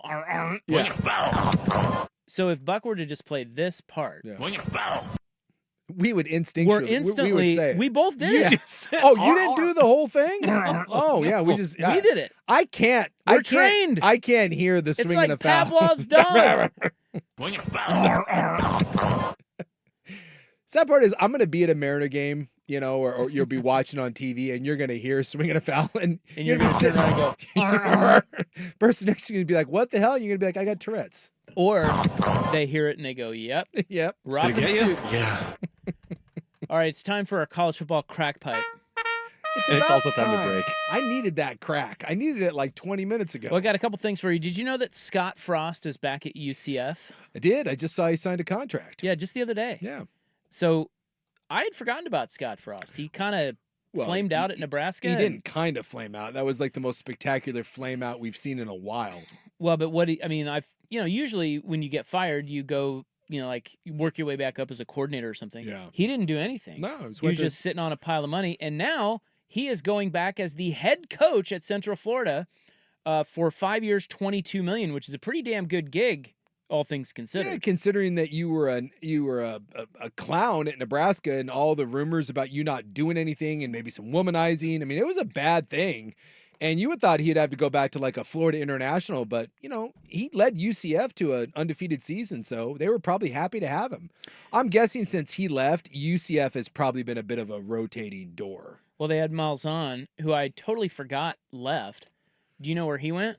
Do you remember where he went? Where did Gus go? Because I had to look this up. Did he go to like Liberty? No, he left the head coaching job at Central Florida to go be the OC at Florida State. Oh. Yeah. He's working with Mike Norvell. Huh. He was like, I've had enough of this head coaching crap. I don't remember that. Yeah, so he left, but he left like back in December. So UCF has been without a coach this whole time, and they finally came to terms with Scott Frost. Well, it's not a bad little consolation prize. You go back to Florida and you get $22 million, and you don't have to pay state tax on it. Was it roughly $4 million a year? That's pretty good, dude. Absolutely, considering your name was mud at some point. Clemson and Notre Dame have announced a 12-year scheduling arrangement. Yes, 12 years. It will. It's a dadgum mistake. It's not part of the ACC thing, but it counts towards your ACC record. They have that ACC scheduling alliance, which is kind of odd because this is Clemson's in the ACC, so it's part of that, but it isn't part of that. Well, that doesn't make any sense. But they will play each other annually through 2038. Yes.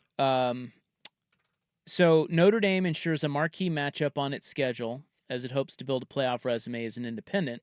For Clemson, an annual game against one of the biggest brands in college football figures to juice ratings for the Tigers as the ACC begins a new era in which revenue is distributed in part based on TV ratings. I forgot about that, too. Yeah. That's from ESPN. Yeah, I want to pull this up because it is strange the way it works because Notre Dame has an agreement with the ACC to play. These count toward... So for Notre Dame, these games count toward their required 5 games against ACC opponents. Yes. Okay. Yes. But it says all games in the series will remain on the schedule regardless of Clemson's future conference affiliation. Scheduling is expected to be a significant topic at the ACC spring meetings. But it won't be an ACC counter game for Clemson because Notre Dame's an independent. So it's weird in that another ACC school is going to miss out on playing Notre Dame as part of that scheduling agreement. So that's why I said it's weird in that it's... And that's what they want, though. Yes. Because Notre Dame doesn't want to play the crappy ACC schools. Yes. They make more money playing these types of games. Yeah. And they're just more significant games. They'd rather play Clemson than Cal. Well, and this is another reason why Notre Dame will never, at least right now, there's no reason for them to join a conference. They can keep signing up for these games, making more money. They make a bunch of money as an independent. They have fairly easy access to the college football playoff system. Notre Dame's sitting pretty. So don't you think this will eventually lead to Notre Dame playing the same 5 schools every year? They're going to pick the 5 best that they'll make the most money on. You would, if... Right? They're going to do this with Florida State. You know they are. Unfortunately, though, are you setting yourself up to where you have a nightmare schedule? Where... But I don't think they care about that. Well, I do, because you do have to win. I mean, you're not going to be a 3-loss Notre Dame team and be able to get in. Yeah, but I don't think they're really scared of the ACC. I think they're looking at it like, give us the top 5 teams in the ACC or the top 5 brands of the ACC. Yeah. I could see a couple of it. I don't know about all 5, but yes, anytime you can put more money in your pocket with these, Notre Dame will continue to stay cash because while Notre Dame does just fine, now with revenue sharing on the horizon and NIL costs continuing to rise, did you see the payouts for the Big Ten? Yeah, I've got that in the college. Hey, it's the college football crackpipe. Yeah. I've got it right there in the notes. Yeah. Unfortunately, we're almost out of time. Well, it was $60+ million, and that's going to continue to go up. So while Notre Dame says they're fine with not being in a conference and you can keep making money this way, they are going to have to keep stacking bills to try to keep up with the Joneses because the SEC and the Big Ten do make an S-ton of money, and it's going to continue to get bigger. They already play Stanford. So and that game continues. Yeah. So, I mean, they're already like two-fifths of the way there. Sure. I mean, Stanford's a game for them, too, that I don't think they might play because Stanford stinks. The Florida State AD, Michael Alford, told ESPN he would have no problem playing Notre Dame more than 5 games already scheduled through 2037. Yeah. He says, today in college football, more than ever, it's important for strong brands to play strong brands. Yeah. That helps our brand as well as all of us within the conference. We've been consistent in that belief for a while now, as you can see in our non-conference scheduling philosophy. I just think if you're Notre Dame, right, you signed up for a big hitter here. You already have USC, which you would think is a pretty tough game. Let's say you got Florida State for 5 more years. You extend that. I think you just got to strike a nice balance between making sure you're playing, 4 to 5 big games, but you also don't want to load your schedule every year where it's a murderer's row. You got to have some, you got some Vanderbilts in there too. Well, as of now, they're rotating it, but Miami. So like the AD at Miami is quoted in the story saying the same thing. These guys are all thinking the same things right now, and it's that brands must play brands because they want eyeballs. And Miami said, because the Miami AD said we're open to playing them more, but they already have 7 games scheduled. Locked, not every year. Yeah, but so right now what Notre Dame is doing is they're kind of rotating. Yeah. But I could see them narrowing that down for money purposes. Notre Dame truly is a unique entity in the world of culture. They are, but that could change next year. Depends. Depending on how they structure the new playoff. Structure the new playoff and how much money. It would have to be an overwhelming amount of money for Notre Dame to join because they've always been independent. They enjoy being independent, and there's never been a reason for them not to be. You bet your ass we'll continue the college football crack pipe a little bit later. But now, let's find more sun. Again, hurtling towards ITN. Yeah. In the news is coming up next. One local sports team is suing Disney. Do you have any guesses as to who that is? I already saw the story. Oh. Sorry. It's not Jody Allen. No. That's next. Here's Buck. Now, from the George McCoy at Warren Allen Sports Desk, a Sports Center update on 1080 The Fan. Ryan Buckley with this SportsCenter update. First on the Fan. On the hardwood tonight, just one NBA playoff game. The Timberwolves trying to salvage a home split with the Warriors in Game 2 tonight at Target Center. No Steph Curry for Golden State. He's out at least a week with the hamstring injury. Tip-offs at 5:30 on TNT. The T-Wolves favored by 10.5. On the ice, a pair of Stanley Cup playoff games tonight. One of them already underway. The Capitals trying to even the series at home against the Carolina Hurricanes. They are 0-0 in the first period.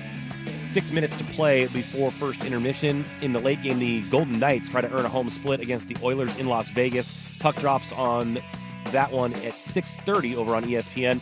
In baseball, the Pirates have fired manager Derek Shelton after the club's 12-26 start. Bench coach Don Kelly will take over as the interim manager. Don't go anywhere, Isaac. The Advocates is coming up. The Mariners still atop the AL West. 3 games clear of the second-place Athletics. The M's off today for opening a 6-game homestand against the AL East. They'll start with 3 games against the Blue Jays, followed by 3 more against the Yankees next week. More sports scores and stories in 30 minutes. I'm Ryan Buckley at the George McCoy at Warren Allen Sports Desk. Hurt and missing work. Insurance companies acting like jerks. Don't call your mom. Call George McCoy at warrenallen.com. It's back. The 11th annual Fan Golf Classic at Langdon Farms Golf Club happens Tuesday, June 24th. Presented by your local Toyota dealers. Reserve your foursome now at 1080thefan.com. And we're back. We thought for a minute we were going to lose Rob. I did appreciate the fact that Buckley, in the middle of the update, yelled at Rob. That was hot, wasn't it? Hey, that worked out really well because I was just out getting water at my new water cooler out here. Mm-hmm. And it's a good thing we got this new water cooler out here because as I was filling my water bottle, I heard, because they have a radio out there that's playing the station, but it's in delay. So I actually heard Buckley say, hey, don't go anywhere, Rob. We've got the Advocates coming up. Look at that. It all worked out. It all worked out. All because of me getting a water cooler. Until. Right, Cooley? Cooley. Well. What? What's your name? Well, are all Ryans created equal now to you? Is that what we're doing? How about that, boo-boo? I mean. Well, I suppose. But what if I walk outside to, again, get a tasty drink of water in your cooler? That cooler is a little wobbly, falls down. That thing falls on my foot, breaks my foot. Guess what, ass clown? I'm calling the Advocates. You just said that's your water cooler. You can sue me. You can sue me all you want. I have nothing. I want that vast Sucanic fortune. Now, if you tackle Odyssey, well, they have nothing. You could sue Cooley. See, he approved what about the water cooler maker for just like a faulty base? There you go. They probably have a lot of money. Yeah, I figure the only way that I'm going to become rich is through a freak lawsuit. Have a water cooler fall on you. Yeah, but you're right. I need someone more. Yeah, you need someone. I'm with deep really pockets. rich. Those water jugs though, those things are heavy. Those things are heavy. And you know how I know that? I have to go buy them. Drip. So if you've had a rogue employee who gets an unauthorized water cooler and it falls on your foot and you've got a broken foot now, you should be calling the Advocates. That's right. Because they're going to make sure that your foot and your medical bills and pain and suffering taken care of. They're like feet cases. hot foot case. They have a That's a foot fetish. Foot fetish when it comes to lawsuits. Donican, they're great. Ken and Donnie, no cost to you. They don't get paid until you win. Consultations are always free. So if you've been injured, you need more than a lawyer. You deserve an advocate. Go to advocateslaw.com. Market volatility isn't slowing down. If you're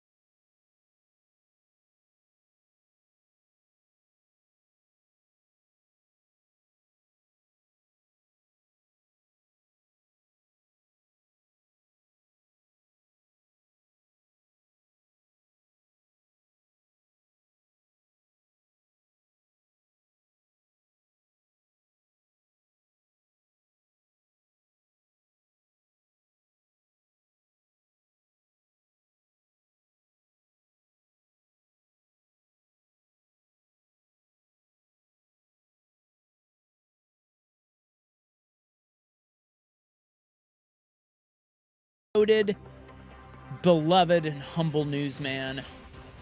Thank you. Beloved and humbled. Self-proclaimed beloved. Yeah, but also humble. Yes. Concepts of being humble. Honk your horn if you love me. Please be seated.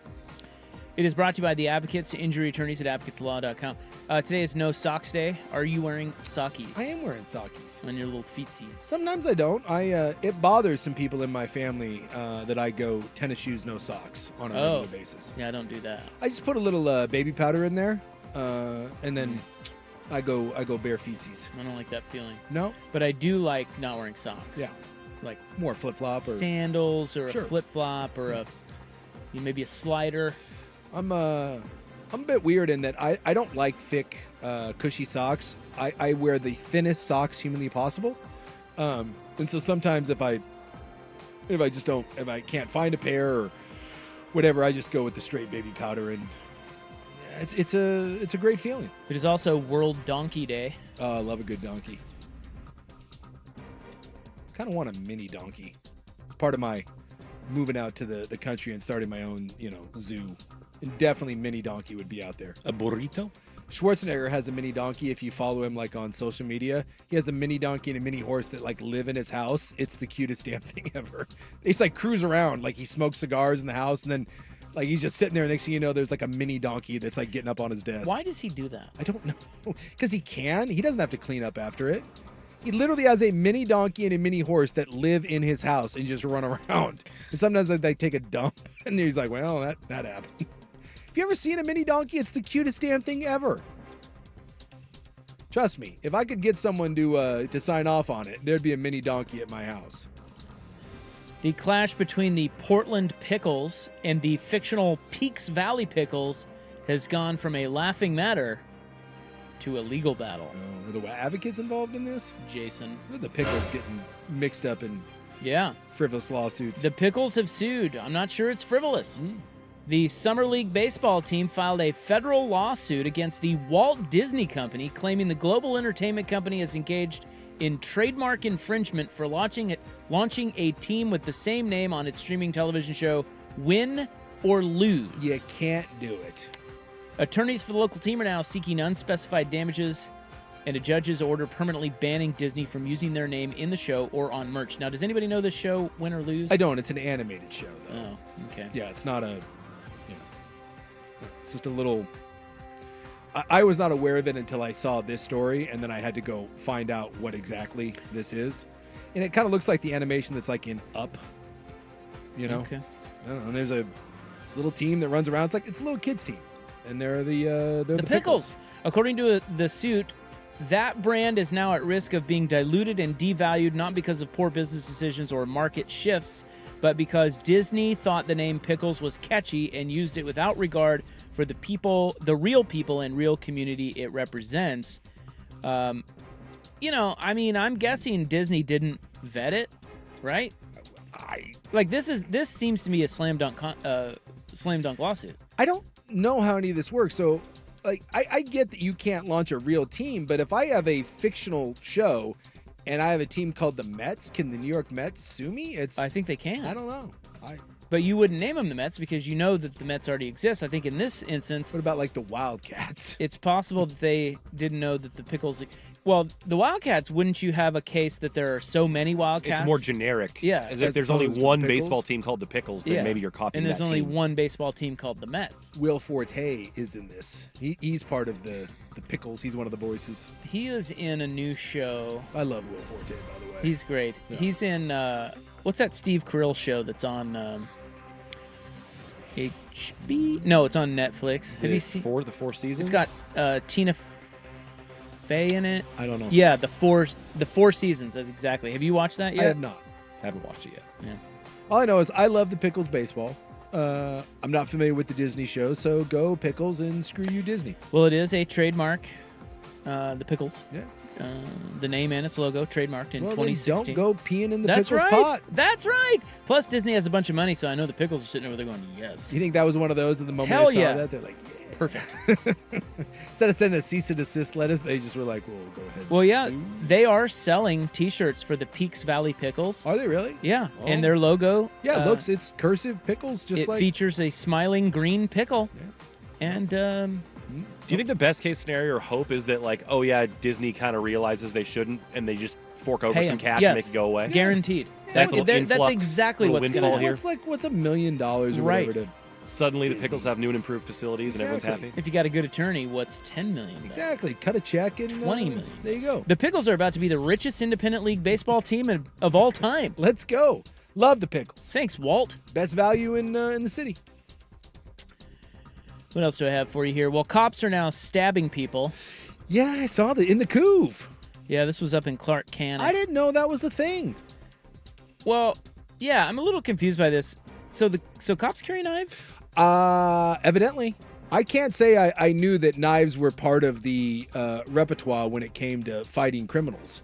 Because you either go with the pew, pew, pew, or you got the taser, right? You got the pepper spray, and then maybe you got the club.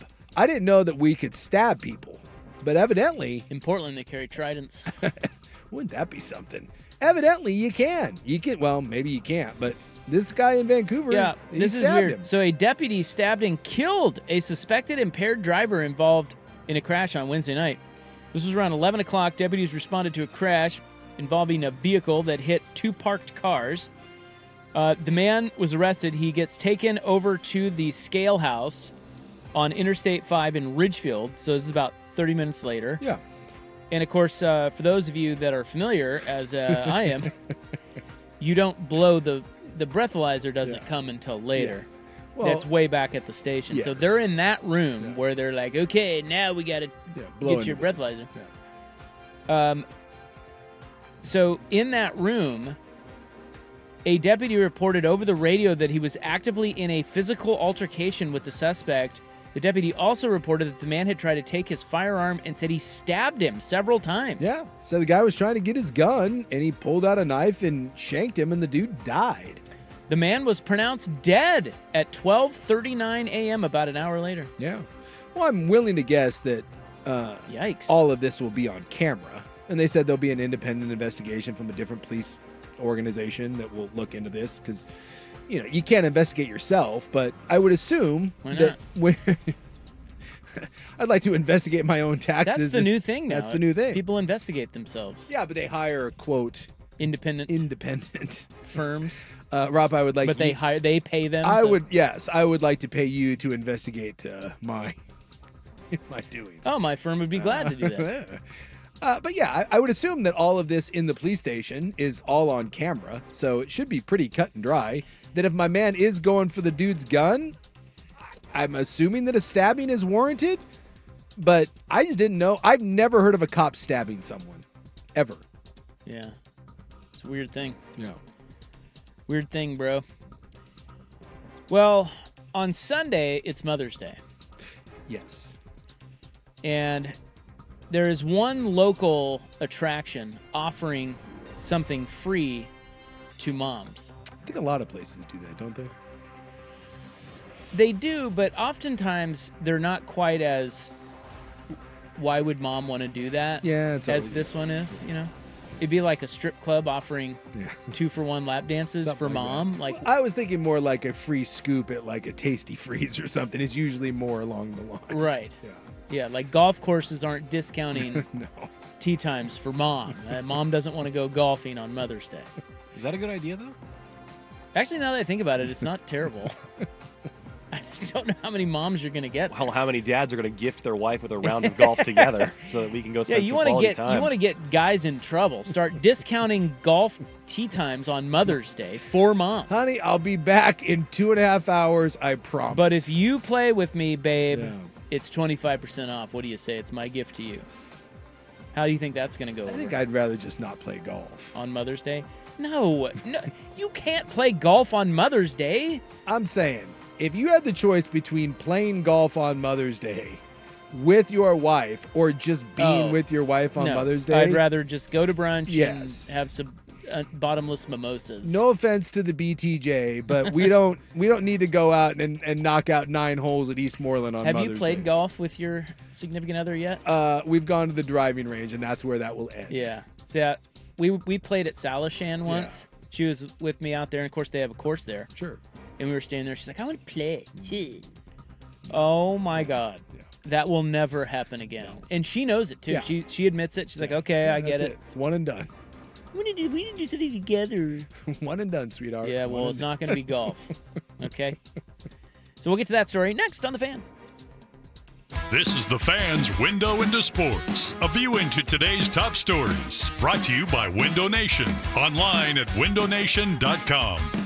Fourth quarter, I thought we generated some good looks, and then I thought we had some live ball turnovers, and they took advantage of it. So they made the necessary plays to win. You know, we put ourselves in position to do that, and we just didn't make the plays. That is Hannibal Lecter, the coach of the Boston Celtics. When it's going well, that dude is fascinating. When it's going poorly, still fascinating, but in a just a much creepier. Blink twice, Joe, if you're okay. Yeah, his eyes are scary. Blink once. How many people do you think he's murdered? And has he eaten any of them? Baker's dozen. Window Nation, 60% off and a free entry door when you purchase a house of windows from Window Nation right now, plus pay nothing until 2027. Free estimate at windownation.com or 866-90-NATION. Check out the Fan Merch Locker. There's a lot of people that like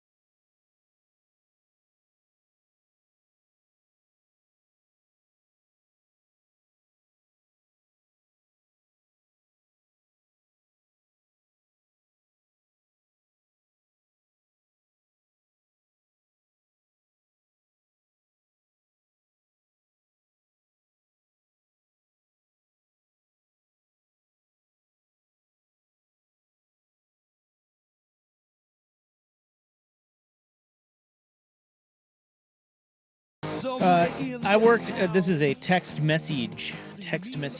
I worked at Royal Oaks for a number of years. I'm telling you, those ladies loved playing golf on Mother's Day in flocks of ladies groups. In fact, we'd have Mother's Day tournaments followed by brunch and lots of mimosas. Wonderful. It's Yeah. marvelous. I didn't think about that crew. But if you belong to a country club, There are a lot of ladies out there that do yeah, play. I mean, it's kind of the only way a country club pencils is if you both play. Yeah.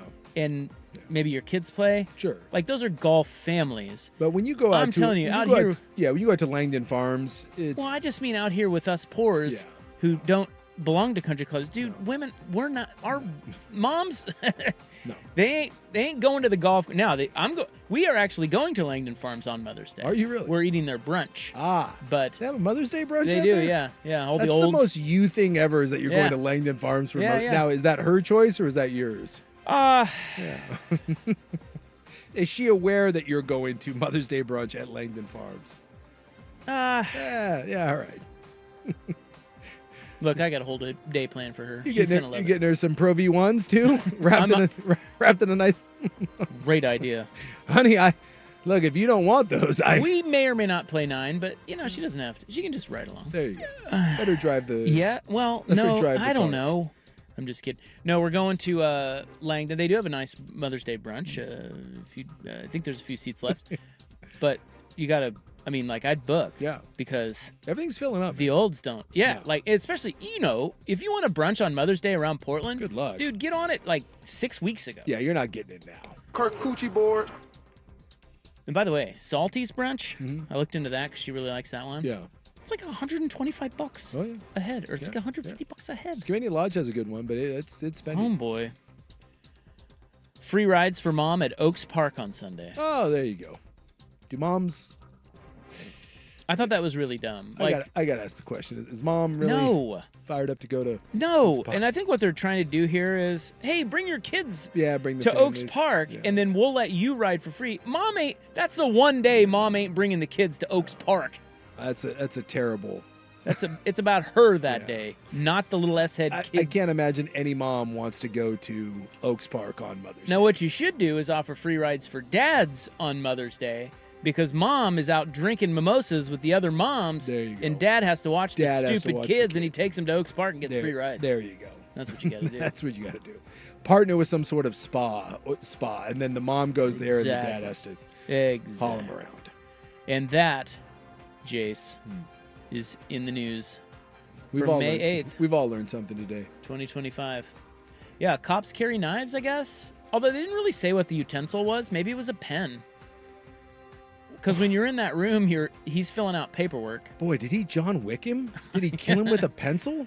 I don't know. Wouldn't that be kind of badass if that's how it went down? And someone else pointed out too that that's probably not standard issue, but I'll bet you cops often just carry knives of their own. I'm guessing for a lot of cops that's probably an everyday carry. A Leatherman style tool that has a blade, like a Swiss Army knife kind of a might deal. come in handy for him. Well, in this case, you killed the guy with it. Got to kill a perp. Yeah. I mean, someone's going for your gun, man. It's not like you can't call timeout on that. You can't? No. They don't have 3 timeouts a game? You're like, hey. 3 timeouts a shift? Hey, settle down here. You can grab my gun a little bit later. Which, by the way, not a good idea. Where did that guy think he was going? The dude, like, really? I get You're it. locked in there. I get it. You don't want to go to jail for the old DUI there, but you know what is worse than that? Dying. Yeah, you have not thought more than one step ahead. No. Yeah, what if you get out of the room? Okay, now they're you're just going to let you walk out. You're You'll in be a fine. hallway You're with a free. bunch of other cops. And by the way, you just shot and killed a cop. I'm guessing at that point, or at least shot the cop. Or threatened him and held him. Well, you if you got out of there. Well, the only you way got you're the getting gun. out of there is by getting the guy's gun and then probably shooting him. Yeah, welcome to the hail of bullets that's coming your way. I think at that point, the other cops aren't like, well, seem to earn your freedom on that one. It's amazing how many times you take a relatively minor crime and then escalate it to this. Some do. Yeah. And that is in the news, May 8, 2025, brought to you by the Advocates Injury Attorneys at advocateslaw.com. Coming up next, the future of play calling on the Fan. This is the story of the one. As a lineman, he does whatever it takes to keep the power on in his community. And he wants a partner like Granger who does the same. Granger offers the professional-grade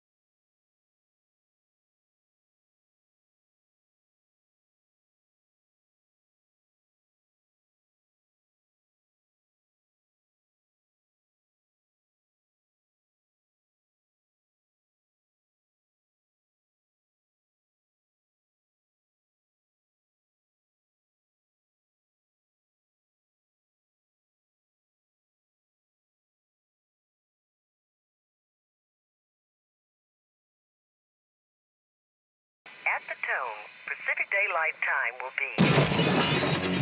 It's 5 o'clock. 5 o'clock. One step closer to my own personal hell. This is Primetime on Sports Radio 1080 The Fan. We expect the best. We're not afraid to break someone. Do you hear me? Primetime is your source for the best in local, regional, and national sports. Go ahead and clap. Mediocrity deserves applause. Isaac Robb. I'm miserable. I had to get up at 10 o'clock this morning. Jason Sakanik. I'm a dude playing a dude disguised as another dude. Primetime on 1080 The Fan. All right. Welcome back. Hope you're having a nice little Thursday. It is your Sports Bros. Rop. That's me. And Big Sook's right over there. What's up, dude? Ryan Buckley is here. If you're just tuning in, he did hit another PGA Tour first-round leader today. It's unbelievable. Fucking. He got Keith Mitchell at 55-1. It really is unbelievable. The man can't be stopped. He can't. You know. So congratulations to Ryan Buckley. And it makes me sad. It doesn't make us sad. It makes us happy. By the Who do way, you think you are? I am. on his superfecta hit last week on the Derb, I asked him what he was going to do with the monies. Mm-hmm. You know what that guy's got? Now, is your wife doesn't listen, does she? No, she's not listening, but she's now aware of the windfall because my stepdad listens and he mentioned it, and it wasn't like it was more that I didn't get to do the surprise, but Well, he said that he told me on text that he was going to use the money to surprise her with something nice, like a little getaway or something. Oh. And it seems to have gotten back to her already. By the way, first off, you totally got caught. I was going to tell you, honey. Yeah, that's a good one. Oh, I didn't get caught with anything. I just didn't have the money yet. We've discussed who how ratted you out? my stepdad. Dude. Well, he wasn't ratting me out. He did. That's a total rat out. He thought that she knew that I had won that. He didn't know. Boy, I'll tell you what. I'd be a little angry at my stepdad on that one. Nah, I'm like, everything's seriously? good. You should do me a favor and can it, old Dude, man. she's upset that he bet $1 on a horse race. Come on. No, but had she not known, then she didn't need to know about the 1,700. We talked about the slush fund, Buck. That's what was going to allow you. Tell her I won 1,200 and keep the other 5. No, you tell her you won like 800. Fuck you. Sometimes, Buckley, it's She's just unhappy with you. Yeah. I, for one, think you're noble, man, because you were going to use the. Now, the question is you were going to use the money for something nice for her. Yeah. But were you going to tell her where that money came from, or were you just going to do something nice for her? No, I was going to do something nice and then also tell her that this is because of that. Yeah. Let me tell you this right now. Okay. A man's winnings and losings, you know whose business that is? His own. Well, when I brought him to this radio program, that changed. Yeah, we shouldn't have done that, huh? I mean, I don't think it would have gotten back to her if not. Every now and then, the BTJ will ask me. She goes, "You got money? Bet this weekend?" I'll just be like, "Man, maybe. Just a few here or there." I like to keep it vague. You don't need to know. It's none of your business what I've got going on in here. I'm with you on that. Right? It's just.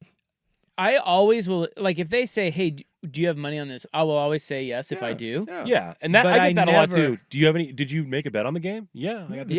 Yeah, I do. Yeah. But I never talk denominations. No, never. Ever. It's no one's business. That's right. That stays between you and you. I've had to explain to my wife many times. It comes and it goes. Exactly, babe. Thank you. And when they ask you, like, I'll be excited about something. She's like, "How much did you win?" And the answer is, "I don't know, a little bit." You just keep it vague. Yeah. Did you lose some? Yeah, I lost a little We bit. did pretty well there. Yeah. Pretty well today. Yeah, a little tough day. It's going well. Had a rough week. So you always have the qualifier. A rough week last week, babe. But you know what? This is a nice little win on Rory here. Meanwhile, Buckley's over here gotten his stepdad. If the stepdad's listening, what's stepdad's name? Eric. Hey, Eric. Why don't you do us all a favor and can it, buddy? My God. He heard us talking about it and assumed that I'd had the same conversation with Kim already, and I hadn't. And so he's like, he gets home, he's like, "So Ryan's a rich man, huh?" And she's looking at you, and she's like, "What are you talking about?" Boy, I'd have a conversation with someone at the station about something along this line. Is there is someone at the station now that is dating the best friend of the BTJ. Okay. And we had to have a chat one time about, hey, would you do us all a favor and shut up about what's going on around here? Oh, you mean on the air? Well, no, he was often he's an oversharer, so he goes home and tells his significant other about stuff that's going on at the office and like what's happening and different. And I'm like, what? And then of course that gets back to mine. And then she's like, well, you didn't tell me about that. And I'm like, because it's not relevant. It's not. Yeah, you don't need to know that. You don't need to know but that. She found out because of him. Yes. You know, I think this problem needs to be eliminated. Yeah. So believe me, I've thought about it. I had to go to him and be like, hey, you know what? I would not like that. You do it anymore. If my wife had a conduit, yeah, I don't like it. To our shenanigans. Thank you. Not interested in that. Not interested at all. At all. Thank you. Yeah. Let's go ahead and close off that funnel of information. Yeah, it's right. it's problematic. And the only way to do it is murder the guy. It's possible. Shut up bury ourselves. Yeah. It's possible. Well, we can't shut up. We have a radio show. Right. Yeah. That's why I tell her, I'm like, Yeah, don't believe everything listen. you hear on the radio. Yeah, don't listen. Just look, when I leave the house, just accept the fact that things are going to happen and you don't need to worry about what's happening there. Eric, the stepdad. What a tangled web we weave. He's a P1, by the way. Loves the show. Eric, was he always, or did he just get in because... No, he's always been a listener. He was a listener to you guys before I even moved up here. So when you got the gig, he was like, oh my God. Yeah, that was pretty cool. You're the producer for Sook and that other guy? That's what he said. Just isn't it widely known that you don't talk to someone else's wife about anything that they're doing because you never know what has been discussed. I mean, I think in fairness, we were talking about it on the radio. So he just assumed it's out for public consumption. That's fair. Both of those comments right there, both of them equally. Yeah, I get what you're equally saying. fair. But he thought this was like out there in the ether and like it could have been one of my buddy's wives who like texted my wife about it or something. Like that information's out there. I expected she might know. You are correct about that. However, to your point, I do think I think this is a little high level for some people. Yeah. But let's talk advanced husbandry. Yes. And if you are teaching a curriculum on advanced husbandry, it is what you just said. Yeah. You have to be aware Yeah. of the general male-female marriage dynamic. You got to shut your mouth. Like it's a code of silence. What am I trying to say? Like you just don't overshare. No. You can't. You undershare. That's right. If you ever think about, That's right. hey, should I be saying this? The answer is no. Yeah, that's right. It's the same thing if you're out and about. If you go out, whether that's you're at a concert, you're at a sporting event, whatever, it's the whole no. What happened? I don't know. We went to the game and we came back. That's it. Yeah. You don't go home and be like, oh my God, you should have. No. It's just you go out, you do your thing, and you come home. What happened out there stays out there. As far as the wives know, your relationship, your friendship is the most boring friendship of all time. Thank you. That's what we want. Yes. And if you don't, there's just ways to blow that up. If they find out you're having too much fun out there without them, or you're making too much money, that's a problem. It's a problem. Yeah. Well, that's one course in our curriculum on advanced husbandry. Mm-hmm. All right. Well, just like yesterday, we have blown it again. But the beauty of it is, because we don't have a hot 5 at 5, it doesn't matter. It doesn't matter. Say goodbye to that $1,700, Buck. You know what? What are you going to do with it? I know what's going to happen to it now. It's going to go to some sort of repair going to bill. Daycare. Yeah. We do have a couple kids' medical bills. Of course. And we will probably... it'll also go to some triathlon expenses. We're going to stay a couple nights in Bend over Father's Day weekend, so money will go towards that. This whole thing just depresses me so much. You win $1,700. You know where it's going. It's going to medical bills. That's not what gambling winnings are for. I know. You wish it were not. cocaine and whores. That's what gambling is. I will say, though, for all your winnings this year so far, you should siphon some of that off. Yeah. It's got to be. Yeah, you can't just gamble that back. Not anymore because of Eric. She knows how much. Well, on that one she does. She doesn't. Now, you're telling me you haven't told her about all the first-round leader wins and the Justin Thomas win? I mean, here and there, but not like... It's not like I come home and tell her, like, babe, guess what happened on the links today? Does she have access to your account? My Bovada account? Yeah. No. Why? No. Why would she? We place bets together. The marriage, the wagers together, stays together. All right. God. We should break. Yeah. I have to go throw someone off a bridge. Yeah, a little too close to home. Yeah. I get it. Yeah. Coming up next, the future of play calling is here on The Fan. Yeah.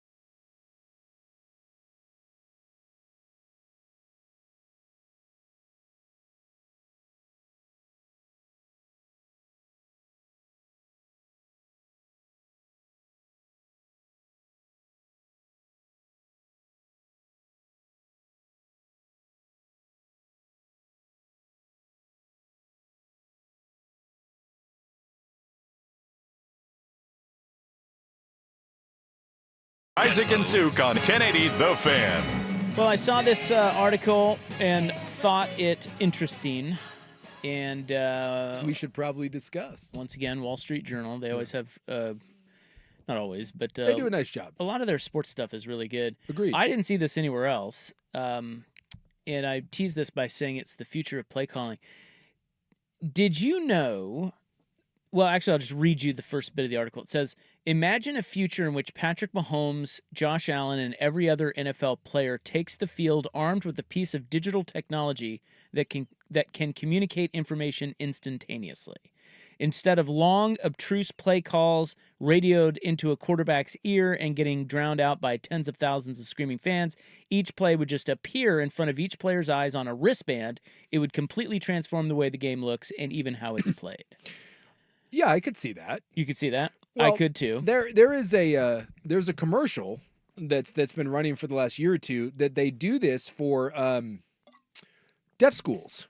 There's a little eyepiece in the helmet, like a little monocle looking thing, and the coach can type in a play and it appears on the player's monocle, and they can see the play, and then they can go up to the line, because obviously getting plays into a deaf team and communicating that could be quite challenging. So if they can do that now to some extent, and I think there's some leeway in allowing them to do that, I can totally see a world where that's coming. In fact, the wristband almost seems a little antiquated.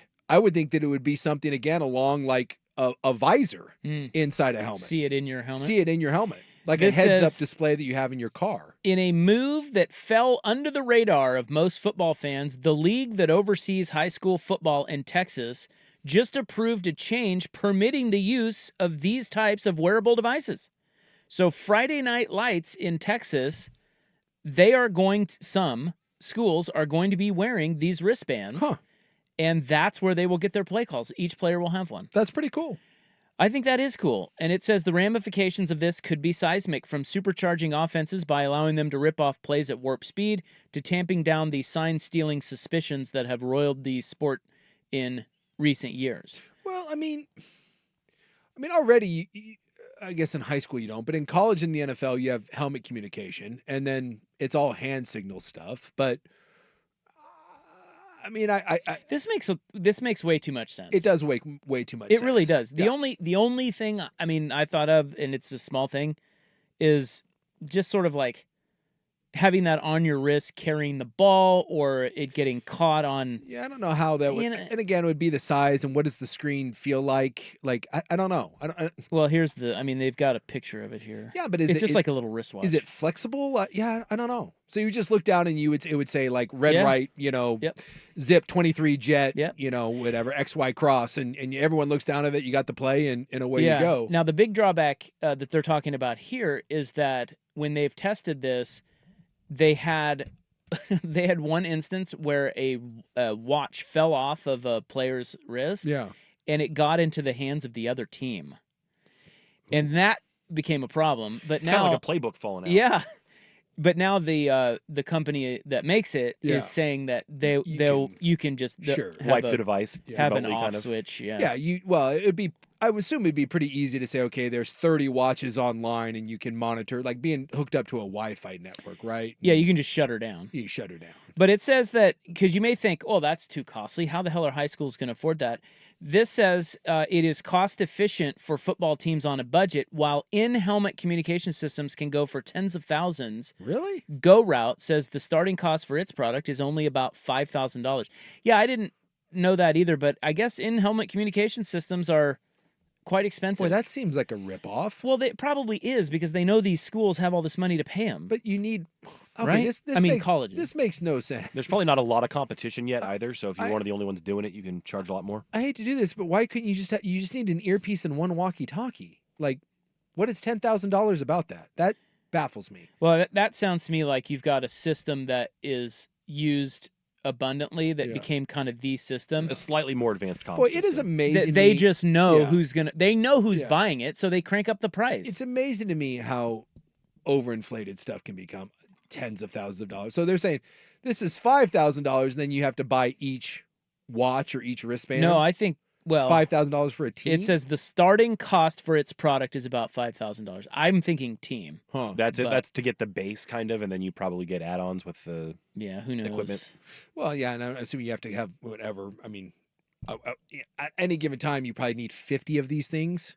An active rod. Maybe in high school, that's more like 30 or 35, but because I'm assuming you'd have one on the defensive side of the ball too. Yeah, right. Yeah, they have them too. Yeah, you just they tried communicate your this. defense and- So it was the Division III Liberty League, home to schools such as Hobart and Union College. They ran a trial with Go Routes technology during its conference games this year.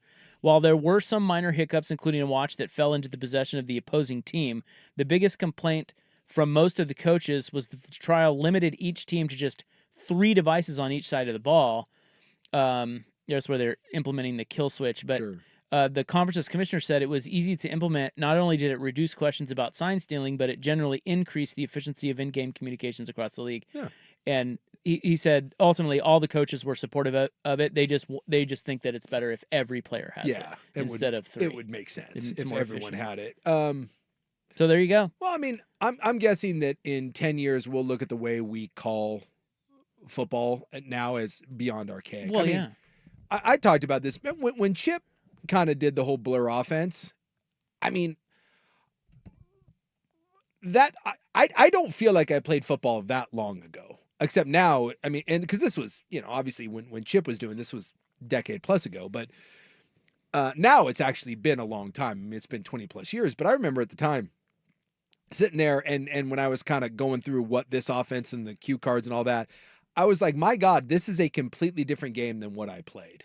I mean, yeah, there was some no huddle stuff like Jim Kelly and the K gun and stuff in Buffalo, but dude, football was huddles and long play calls. I mean, like really long. We played a West Coast offense. Our play calls were just stupid long, right? And we had all our checks and audibles. I mean, we ran a pro style West Coast offense, and the idea that you could get to the line and like hold up a cue card and everyone knows what's going on, that blew my mind. And it's funny that, now the that is again archaic because we all have communication in our ears. And my guess is this will be the next step. And then eventually it's just going to be in a visor in your helmet. And, it will continue to advance. And as the years go on, we'll look at the way we play. I mean, pitch comms, right? In baseball. The best part of football is football. I mean, remember when you were a kid, I always thought, because I got to play catcher, I always thought giving the signs was the coolest thing, and we had 2 pitches. But 1 or 2. 1 or 2. But I remember like learning to hide it down there, and I thought it was awesome. And like I'd look to the dugout, and the coach would like casually put 2 fingers up on his neck. We're like, haha, sneaky curveball. You feel all advanced if you give the pitcher the location to fastball outside. Meanwhile, I'm just hoping the guy gets it anywhere near the plate. And now you got pitch comms.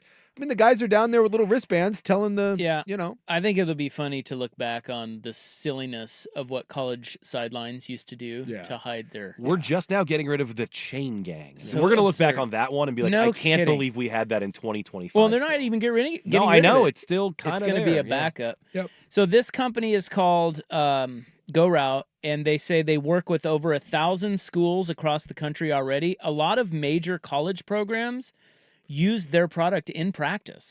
So I would like to ask Dan Lanning about that next time we have him on. I don't know if Oregon uses that, but I don't know. That is I didn't know it was so prevalent already. It's just not in games. Didn't know. I've never heard of this. And they say that their devices are not only watches, but they're wristbands or belt packs that they have. Oh, the belt pack would make sense because you just look down at and it. maybe hide it a little better down there. Well, I like if I was a lineman, I wouldn't want a watch or anything on my. I would think that the belt pack, because sometimes the old wristband, there will be people that will wear those like receivers, and they'll wear them on their belt, and you can just like kind of look down at it, because that's the way wristbands work now. Is a lot of times it's just number, like the guy will just hold up 12 and then you look down and it's number 12, but you still have to read that to the rest of the team. Linemen don't have wristbands, but this would eliminate all that. And I'm guessing they can probably do something in advance, because for a lot of times the lineman, I don't need to know anything other than my protection. Right. So it would actually might be kind of nice as a lineman that you get rid of this big, long ass play call and you just tell me what my protection is. So like in a long play call, the only thing that may matter to me is 2 jet. The 2 tells me what side my protection is going to, and then the jet tells me whether it's a 3, 5, 7 step or whatever. So you could literally just have, to the old lineman, you could give them the relevant part of the play and eliminate all the rest. So the entire Texas high school football system is using this. Well, it's now legal to use them. Which means pretty soon. A lot of them will, yeah. Well, anyone that has money, which is most Texas programs. Right.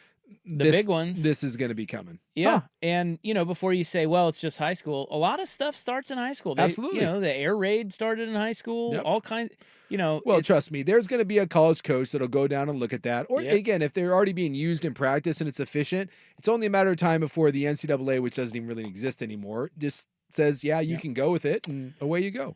And that is the future of football play calling. That's pretty cool. That is pretty cool.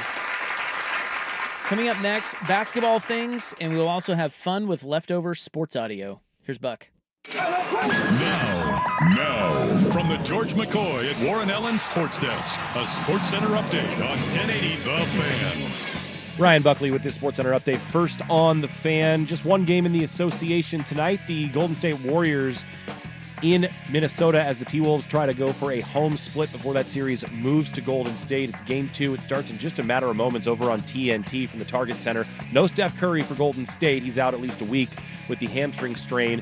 The T-Wolves are favored by 10.5. Meanwhile, on the ice, the Caps and Hurricanes already doing battle in game 2 as the home Capitals try to even that series. They're up 1-0 midway through the second period. It's over on ESPN. And in the late game, the Golden Knights try to earn a home split against the Oilers in Las Vegas. Puck drops for that one at 6:30. It's also over on ESPN. In baseball, the Pirates have fired their manager, Derek Shelton, after the club's 12-26 start.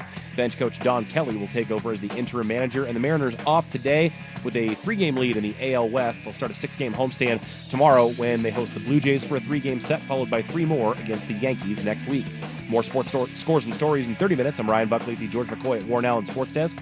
Hurt and missing work, insurance companies acting like jerks. Don't call your mom. Call George McCoy at warrenallen.com. The Fan is live on YouTube and Twitch. And now, Window Nation brings you on-demand videos. Watch Window Nation's window into 1080 The Fan. It's time for Who's Leading the Charge? A look under the hood at the coaches, players, and teams getting it done. Brought to you by Battery Exchange.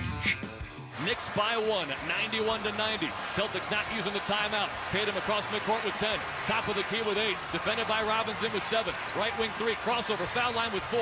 Left block. Step back. Stolen by Bridges. Bridges chucks it down court. They've done it again. They've done it again. The New York Knicks take both in Boston and a 2-0 lead heading back to the Mecca. So are the Knicks leading the charge, or is it bad Celtics leading the charge? Well, look, I'll go Bridges. They gave up like 4 or 5 first rounds to go get that guy. And while that is a stupid amount to pay, he's won both of the games for him with steals at the end of them. Battery Exchange, mention code BXT10 at checkout for 10% off your entire purchase online at batteryexchange.com. Hey, it's Souk, and for many of us, it's happening. Your hair is thinning, the crown's disappearing.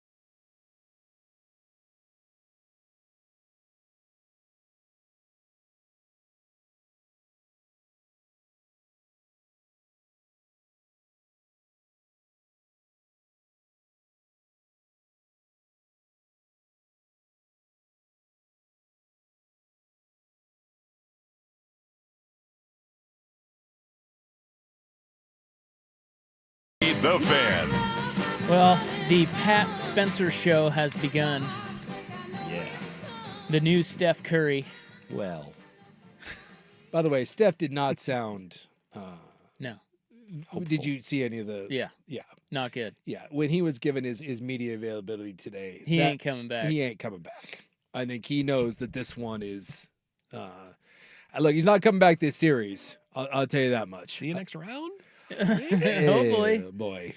Yeah, he just, he was outright like, I've never had this before. He kept talking about how it's tricky. They said he hasn't dealt with a soft tissue issue in 7 years. No, he basically said, like, after a week, you can even maybe you can even start to think about like how hard you can push it, and no timetable for return. Steph's not coming back. It's already 8-0 Timberwolves. Yeah. Could this one go the way of Denver OKC last night? It's possible. Well, that's the way. I mean, I made my dumb, statement. It was mainly about Denver and OKC, but I said it to Boston. I said, just lay whatever points. I said, they're both going to win. But I said, Oklahoma City is going to kick the hell out of the Thunder. I like Oklahoma Sunny. And Boston was on their way to doing it. Boston they were up 20, but God, Oklahoma City put their foot on Denver's nuts and made them believe in it. It's insane. I mean, that is an old-fashioned ass kick. They kicked what were they up by, like 49? I think they won by 43. Did your they balls not? jiggling? And I think they were up by 49.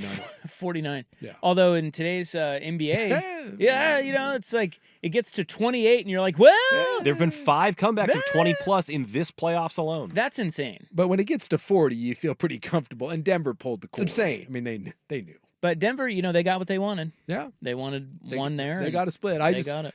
It wouldn't shock me one bit. And I said Oklahoma City in 6. It wouldn't shock me if that's Oklahoma City in 5. And the Boston. Look at you now changing your tune. Well, 6, and I said now possibly. Well, 5. they won by 49, and now Oklahoma City is not going to lose that series. And I didn't think that about the Celtics either. But I mean, 2-0, and yet they're still the favorite. What kind of number are we getting on Golden State to win the series, Buck, now that Curry's out? Good question. I don't know.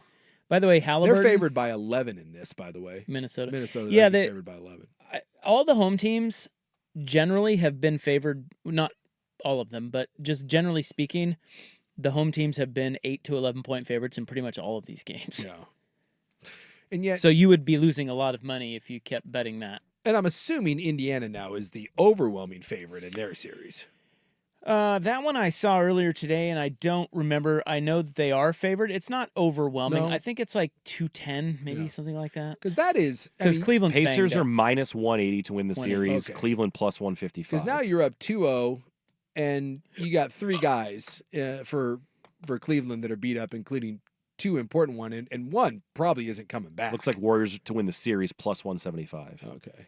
Yeah, see, I don't like that number at all. I don't either. I mean, I guess Curry I wouldn't put it past old playoff Jimmy, but I mean, come on. I don't think they're getting by Minnesota without Steph. Well, unless Pat Spencer just steps up like we know he can. Well, and Jimmy's having to play 40-plus minutes. Did you see in game 1, one of the trainers went over to him and was trying to get, or one of the coaches, and get his attention, and he looked up at him and he said, "I'm tired, leave me alone." Yeah. So, yeah, there's going great. I'm too tired. I can't hear you right now. Buck, you're a Warriors fan.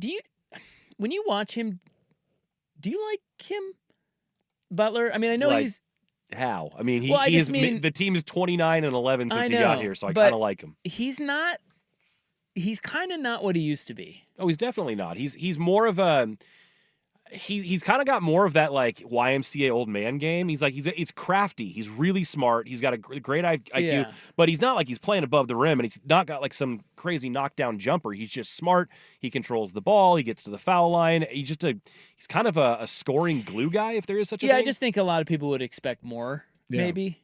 I also think that he's been really good at letting Steph do his thing. Like Steph had been much better once Jimmy got there, and he's kind of stayed out of the way and ceded to Steph a little bit. And so we'll see now with Steph out if he does his playoff Jimmy mode. Yeah, I mean, he did. I mean, he lifted a very average Miami team, and Golden State can still play defense. And look, it's not the same thing, but their win percentage with and without Steph this year are basically the same. But this is obviously a different animal in the playoffs. And playoff?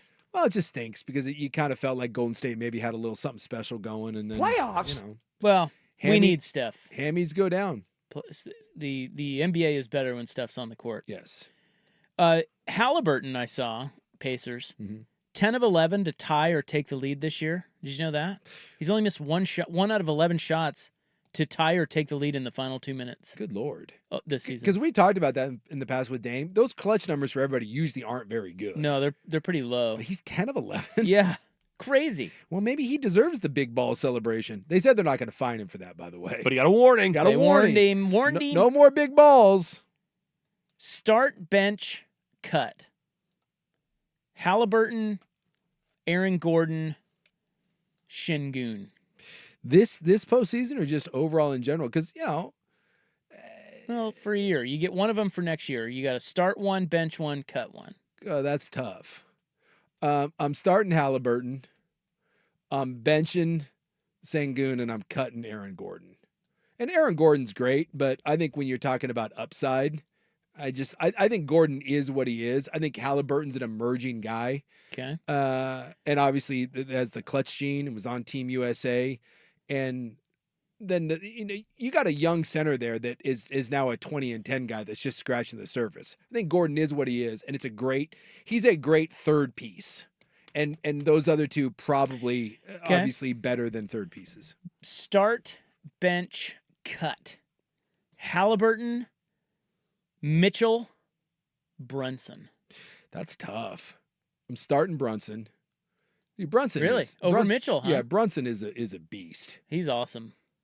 God, I don't know. I might go Mitchell. I might go Halliburton. I don't know. Well, it's funny because like in that game, Mitchell was better than Halliburton throughout the entire game, and then at the end, like he didn't have like 40-point games. In game 2, Donovan Mitchell was great.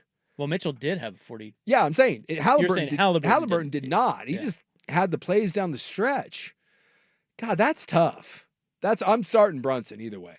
Okay. Brunson's the man. Who you cutting, Halliburton or Mitchell?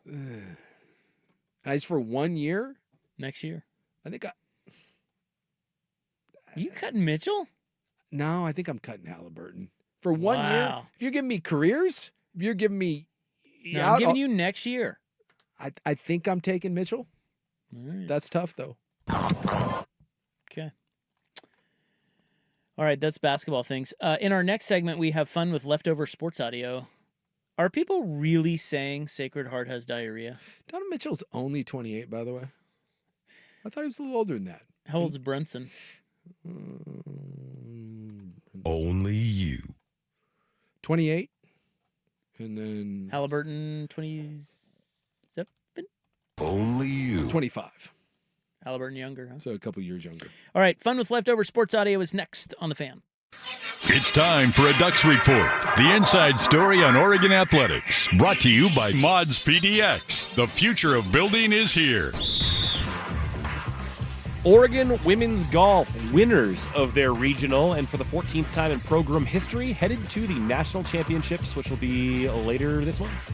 Hell yeah! Where are they playing the national championship? Oh, it's that Arizona. It's that no. They just played there. They played Gold Canyon for the regionals, but they're at what's it? It's in Carlsbad, I think. Costa something rather. We've talked about this before, and you said it's a really nice spot down the Omni. I don't know. We'll find out. Either way, how about this? How about this? Go Lady Ducks. Go Lady Ducks. Mods PDX, the future of building is here. After 257 selections, NFL War Rooms rest. Bitching about wide receiver is one of the dumbest arguments I've heard. Who won the battle? You get Mason Graham at 5, and you get some more capital. I think that's a win for Cleveland. Who should surrender? An F- for Jackson. How do we feel about Jacksonville next year? Is that a playoff team? Does Trevor Lawrence seem like he's a quarterback that's ascending to the right spot? Talk about it and get the inside story from Portland's sports leader, 1080. Yo, you can take it when we want to. The Fan. If you're considering new construction and want it done right and fast by a team that's focused on innovation, collaboration, and creativity, you want Mods PDX. At Mods PDX, we craft beautiful, sustainable, energy-efficient buildings of the highest quality. Our modular approach means your project can be completed faster than traditional construction, and our team of uniquely qualified architectural and trade professionals have the expertise and experience to make your vision a reality. Visit us today at modspdx.com. Brah, you down. You need an Onaloa mixed plate from 808 Hawaiian Restaurant. Takeout, delivery, or dine-in at 808 on Burnside, Woodstock, Beaverton, or order online at ate-oh-ate.com. I'm Marcus. Ahui ho. Mahalo. It's the Great Notion Brewing pregame. Hey, what it do? Where you get previews of your favorite fan shows. Try to tell you it's a little weird down there. Great Notion Brewing. Keep beer fun.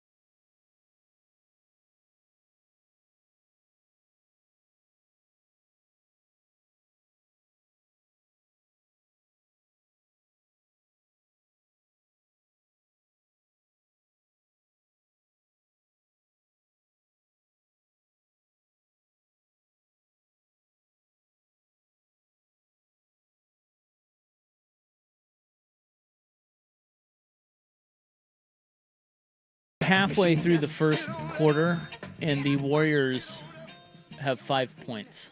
Well, but that's better for like the first, I don't know, like 8 minutes. They didn't have a point. They were down 13-0, so they're on a 5-0 run. Yeah, right now. they're so hot. They are now on pace for 40 total points. Well, we've seen some. Oh, look at this right here. 7 points coming. We've seen some 11-point quarters. He airballed that, by the way. Oh, well. Just like you to. Yeah, well. So not 7 points. Sorry about that. 5. Yeah, we've seen some 11-point quarters this year, so this tracks. So the first bit of leftover sports audio I'm going to play for you is just cute. Okay. Because it's an umpire. Oh, I like cute. And it's an umpire who cares. Now, what you're going to hear at the end. Little League or? No, this is the Red Sox and Major League Baseball. I don't know, somebody. And anyway, towards the end, you will hear the mic will be on and it will catch the umpire after his reversed call. Okay. Here he comes, trying to score. Here's the throw. He dives. He's safe. See that tag right there was the. After review, the call on the field is overturned. The runner is out. Minnesota retains. So it is 6-1 as the call is overturned at the end of 8. Red Sox ahead 6-1. Saw that too. Damn it. So he dropped an F-bomb, and then he's like, I effing saw that too, damn it. He was so mad that he missed that call. Yeah. And he even saw it. Isn't that weird that he said, I even saw that too? Well, I'm willing to guess that if you're an umpire, I mean, like, and it's a bang play like that, in your mind, you're like, I think he would, yeah. And you're just like, no, initial instinct.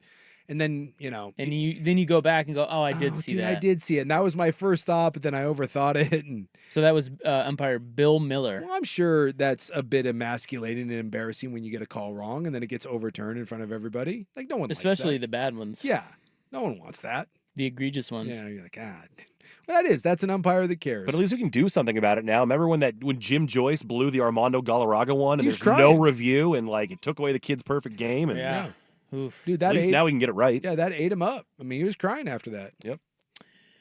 Now cost someone a World Series, at one point. Oh, no, it didn't. Whoa. Some may That's say not true. Some may say that was a fraudulent Dude. World Series, Isaac Rupp. Yeah, that wasn't fraudulent at all. That was a terrible call. It was. But could you not say that tilted the entire momentum? Which call of are the you series? referring to? I know this is a long-standing beef between you, but what call in that this series isn't a is beef, this? but he's pushing my buttons. I'm just poking because maybe the Kansas City Royals World Series. This is the 1985 Don Dinkinger call. One of the worst calls. I know that call. It is the most egregious Yep. call, and the Royals guy was safe. They ended up winning the game. What people forget... I thought you were talking something Mets-Royals, so... No. What people forget is that there was still a Game 7 the next day. Yes, and the Royals won handily. But what they say, I think it was Ozzie Smith, they were so deflated after that. Yeah, actually, we had Ozzie Smith on, and he did say that. Yes. He said that because they melted down after that. Whitey Herzog melted down, got kicked out. Everyone lost it. The next game, I think Miguel Andujar got kicked out. And Ozzie said they just were completely drained, and they said they could never recover from it. Therefore, I'm claiming that World Series title to be Bush League. Well, we got another one a couple years ago, so it's all good. I'm just saying, I don't like you claiming 2 World Series because one of those was had under fraudulent circumstances.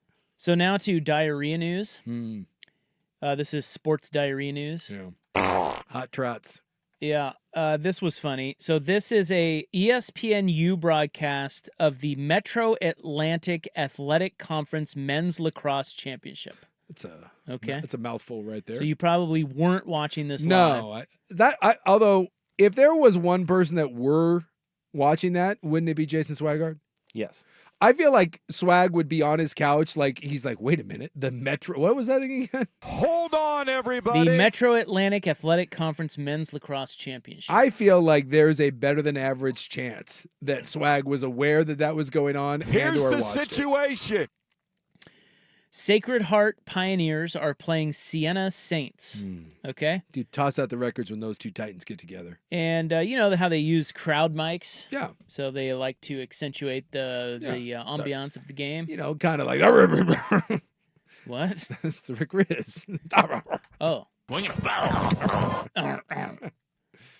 That's the sort of thing that only a crowd mic can get. I'm sure that goes on in lacrosse. Well, in this instance, the actual announcers, I think you'll be able to tell the difference between the actual announcers and the patron at the game. A lot of people saying this doesn't go anywhere. For those lucky enough to listen. Let's go, Saints. Sacred Heart has diarrhea. And now we'll get our penalty. So Sacred Heart to the man up, trailing by 2 at the beginning of this fourth quarter. A lot of people saying Sacred Heart has diarrhea. Okay, we apologize for our crowd mic. Okay. I love the okay is the best part of that clip. Okay. Oh, They slipped it in once and he was not going to say anything, but the second one. A lot of people say Sacred Heart has diarrhea. By the way, that's the perfect thing to say. It really that is. woman gets It's an A+. It's nothing vulgar. And by the way, there's nothing better. I use this one at the house all the time. You know, people are saying. Well, you do it on the show constantly. People are saying. People are saying. Who are people? People. Just people. That's what Trump does. Trump. That's and that's where I get it. There's People nothing. are People are talking. People are They're saying they've talking. never seen diarrhea like this. These people are crazy. There's something wrong with Big them. beautiful diarrhea. They say, oh wow, you've never seen diarrhea. Big beautiful diarrhea. I've never seen the diarrhea. I love Tesla. Like this. It goes drip. It goes drip, drip. That is how the Drip. diarrhea goes. Yeah, that lady is phenomenal. Yeah. A lot of people saying Sacred Heart has diarrhea. That might need to be a drop, or at least the reporter. I think that's right, and Yeah. I think that if we have the diarrhea drop, we could just superimpose other team names over That's true. Sacred Heart. Yeah. A lot of people Lot of saying people. Huskies have The diarrhea. Panthers have diarrhea. I think it's a new bit. I smell a bit. Well played. We'll never know who that lady is, but she was the hero that we all needed. Do you think the internet has found her? I was going to look that up, I don't know. but That might be hard to track down. yeah, I mean, that's some random that's lacrosse a game. random. The person would have to take credit for Yeah. it, I would think. And then if you are taking credit for it, chances are that's not you. You know, I'd like to believe the person that did that wouldn't take credit for it. They would just phantom into the background, never to be heard from again, until they pop up next year in front of a crowd mic again. Yes. Like if that was a reoccurring bet and they were trolling that Yes. broadcast team. Yes, or just just on any crowd mic. Like, start doing like it'd be like the Washington State game day The flag. Well, it's like when now at golf tournaments the Baba Booey. Yeah. Yeah. Whenever someone's getting ready to tee off. That's a little long though to say. Do A lot of people saying Roy McIlroy has diarrhea. Maybe not in golf, but it could become, A lot of people are saying. A lot of people. All right. There's diarrhea news. I enjoyed that. First time in 12 years, Netflix is making a change, and a great rock band is retiring. That will kick off the club next on The Fan. No time for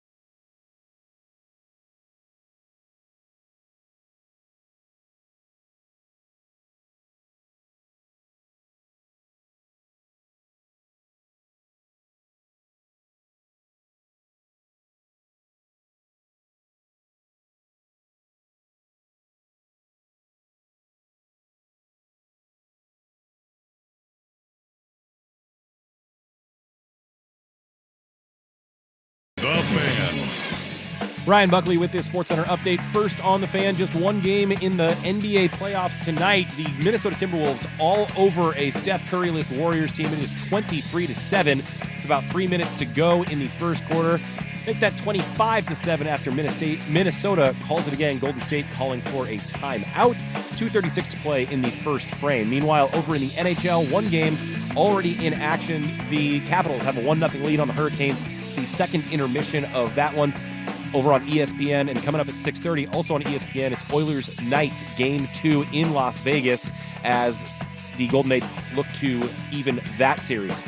In baseball, the Pittsburgh Pirates have fired manager Derek Shelton after the club's 12-26 start, and the Mariners still atop the AL West, 3 games clear of second place. The M's off today before opening a 6-game homestand against the AL East. They will take on the Blue Jays for 3 starting on Friday, followed by 3 more against the Yankees next week. More sports scores and stories in 30 minutes. I'm Ryan Buckley at the George McCoy at Warren Allen Sports Desk. Hurt and missing work? Insurance companies acting like jerks? Don't call your mom. Call George McCoy at warrenallen.com. It's back. The 11th annual Fan Golf Classic at Langdon Farms Golf Club happens Tuesday, June 24th. Presented by your local Toyota dealers. Reserve your foursome now at 1080thefan.com. The following show may contain adult themes not suitable for children. Shut the hell up. Club 1080 with Isaac and Suk. It does go well with a chicken. I didn't know hanging out with you was making me smarter. Full disclosure, Morty, it's not. Temporary superintelligence is just a side effect of the mega seeds dissolving in your rectal cavity. Oh, man. Yeah. And once those seeds wear off, you're going to lose most of your motor skills, and you're also going to lose a significant amount of brain functionality for 72 hours, Morty. Starting right about now. Club 1080 with Isaac and Souk is brought to you by Pub Beer, the official beer of Cheap Fun. Make America great, bitch. Fucking. It's called sports. It's called baseball in particular. Here's another thing that's happened to me as I get older. I'm moving more into the whites. Well, I really enjoy the show. Thank you. Bye. Wonderful. It's marvelous. Super. That's 50% stupid. Here he is, having the time of his life. Should I go right? Should I go left? Damn it. How do I get in that little girl's toilet? My son is an idiot. What is Colorado Rocky? Kick the ball, you little bitch. You better believe I clicked on the ad, and it is yarmakula.com. That's how you spell yarmulke. That ain't no bird. Nice to have you along. Hello. But On time. it's gay. Yeah. Why? Yes. Why are we on time? I don't know. I don't think we've been on time all day, and yet here we are at 6:03. Do you think Dusty's going to be a big clock guy? Stay on the clock guy? Is that what happens? You know, you wonder as you get old. I've always talked about every old guy all looks the same. Like they wear the same sneakers. Like you shop at Costco. The nose hair gets out of control. Like so eventually it just and then you see photos of that dude and he's like a young stylish like guy back in the day. Is that like the same thing that when you become the boss you just naturally morph? Like Dusty's going to wear a lot of like checkered button down shirts, get himself some Dockers, some white socks, start wearing Skechers sneakers. He's just gonna and then start sending emails about the clock. Yeah, clock and then important reads. Hey, don't we have to tell people about the fan golf tournament too? Oh yeah. No, that's not it. What happened to the golf? We lost the golf tournament page. You're doing great. Well, where'd it go? Don't you have it? It's right here. If you'd like to just toss it in here. Well, you're supposed to do it. Well, you have to tell people. I'll do it. It's just we didn't need to be right now. I figured it's your with first show. I figured with Dusty, it is. It is my first show. Well, I thought we were trying to appease the overlords now. No. Rocking you on a Friday. Why did I say that? Dusty can screw off just like Jeff. Well, your local Toyota dealer will not screw off. They are going to present the 11th annual Fan Golf Classic at Langdon Farms. Tuesday, June 24th, brought to you by Henderson & Daughter Windows and Doors and Philbrook Law Accident and Injury Lawyers. Morning and afternoon. Afternoon about sold out. Morning rounds, get on it. Got to fill up the morning round. So come play with us in the morning and get yourself a burrito. I was practicing out at Langdon today, and I had an old man moment with an old man. Mm-hmm. You mentioned old man, so it made me think of this. Yeah. So there was this guy, at Langdon they have that back practice, little small green back towards the White House back there, where it's not the main practice green. There's another one back there. I like to go back there and chip. Mm-hmm. And when I got there was an old man in his 70s for sure. Just back there on his own? He was back there chipping. Yeah. And he had one of those like fluorescent vests on. He was like either a bus driver or like a reflective vest. Yeah, I don't know what he did. It's one of those, hey, see me, don't hit me, and I'm probably monitoring some kids. And he had his jeans on, but he was on a break or something. I don't know. He was chipping balls. Yeah. But he was listening to his audiobook just out loud, like it was blaring. Oh, yeah. Yeah, no headphones, just had it turned up. And Yeah. Well, he probably doesn't know how the Bluetooth works. Well, this was my question, because it didn't really bother me, because I had my earbuds in. I was but I wondered. I'm like, okay, is he too cheap to buy earbuds? Mm-hmm. Does he not know how Bluetooth works? That would be my guess. Is he unaware of earbuds? Is it possible that we have A, B, and C all go there? There's a combination, or is it maybe that he can't find earbuds that fit his old man saggy ears? Interesting. Like, what is that? There's too much ear hair that's clogging it up. I needed to know. I almost asked him, but I did, and he just seemed real into his own chips. He was pretty good little. What was he listening to? Pretty good chipper. It was a book, and again, I had mine in, but when I got close to him a couple of times, I was listening in, and it seemed to be some sort of. What do you think a 70-year-old white-haired guy chipping golf balls is listening to? I'll give you 2 guesses, and the first one doesn't count. Is it like a Bill O'Reilly book or something? No, it was just it was an old war. Oh, I was gonna say some sort of war. Well, that's what Bill O'Reilly does. He does like Killing Lincoln, Killing Crazy Horse. It's some sort of it was a historical. Yeah, some sort of thing. Yes. And I'm sure he was on a ship and reliving the days. Yeah. But anyway, I just wondered. Well, look, you got something to look ahead to. That'll be you one day. No, I kind of know how earbuds work. Well, yeah, but the next thing will come along, and what is that? You're next very thing? cocky, but it'll happen. I know. You think Jack Ropp one day just like he wasn't with it, No, and then one day I he's get not. what you're saying, but the earbud thing, I'm pretty hip to it. See, but there will be something. I just don't know what it is, and neither do you. No, that's what I'm saying. Is like we just you think it could never happen to you, but one day it does. No, it definitely does. It's just the question is, what is it? I don't know. I don't know what gets you. But eventually you'll be like, F it. And then you'll just go out. And maybe like you wearing earbuds, like some young guy will be like, oh my God, look at that guy wearing headphones. Like, what an idiot. Well, you're not supposed to have headphones? Yeah, something much better. Yeah, something stupid. Much better will have come along. It's where like those ones you place behind your ear. Yeah, or there's something. no way you could, like, if you have something in your ear, it turns out that's giving you cancer, and yet you'll still be wearing it because you're a dumbass. I'm just old. Yeah, happens to the best of us.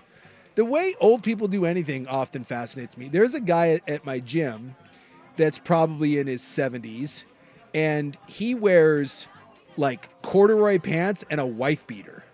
And then like he pulls the pants like up over his belly and then cinches them, and then he wears like a headband and wristbands, and then like Skechers, and he works out that way. I used to be a big wife beater guy, and it fascinates me because he clearly like he wears an athletic top, although not really. He wears a wife beater, but the pants. I want to say the same thing. I want to go up to him and be like, do we hate shorts, or can we draw some parallels between this man and the man at the golf course? Is it a I think it's kind of a money thing. I just don't. He doesn't own shorts? No, I just think. Well, I don't think they want to pay for anything new. It's possible. So maybe he doesn't. And so they just go about the. Yeah. Well, that would kind of make sense because he probably owns the wife beater that he just wears as an undershirt. So he sees people wearing tank tops, and he's like, "Well, I have a tank top." And then he's like, well, I don't want to wear shorts, or I don't own shorts, so what's wrong with these pants? Take off your shorts and dunk me. You get some sweet headbands, and you get in there and you work out. That's how the men from that generation think. Like, they're pretty tight, man. They're not buying new gym shorts. Dude, I often see... And they don't need to fit in. No. I see elderly people doing stuff like that all the time, and it baffles me. Just strange things occur.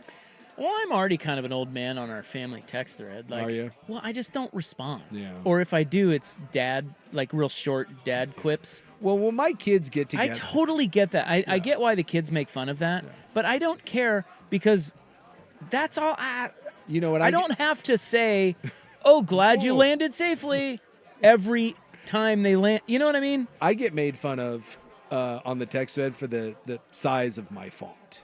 My kids mock me. Oh, you got the old man. I don't think so. Let me see. I don't think my font is that bad, but according to my kids, I get ridiculed. Let me see your font size. My eyes are very important to me. What size you're working with? Yeah, just that. Oh, that's not bad. Right? They think that's... Dude, I get mocked. Like, there's mine. I think you and I have about the same. Yeah, and I get mocked all the time for it. Wow. When my kids get together, and it doesn't happen that often, but we'll do like group calls because the one's in Korea. So we'll do like a family call like on a weekend, and we all get together, and it just turns into the three of them constantly making fun of me for something. And the sad part is most of the time I don't know why I'm being made fun of, and it doesn't make me angry. I just kind of slough it off now and like whatever. Yeah, who cares? But I am constantly mocked, and that's why I'm said like kids are morons. And it's only going to get worse the older we get for stuff like that. I won't know how to do something, or I won't know like I won't know. Well, just wait till you really need to make it big. Your eyes get so bad, you're like, you know what? I got to go up a couple fonts. Yeah. You will. Well, my buddy's dad that we hang out with, Liquor Rick, who is a P1 to the show, he goes down to Barrett Jackson with us. Dude, he's got like the eye chart font. Like each one of his characters is like 2 inches tall. Yeah. It's really... And to him, it's great.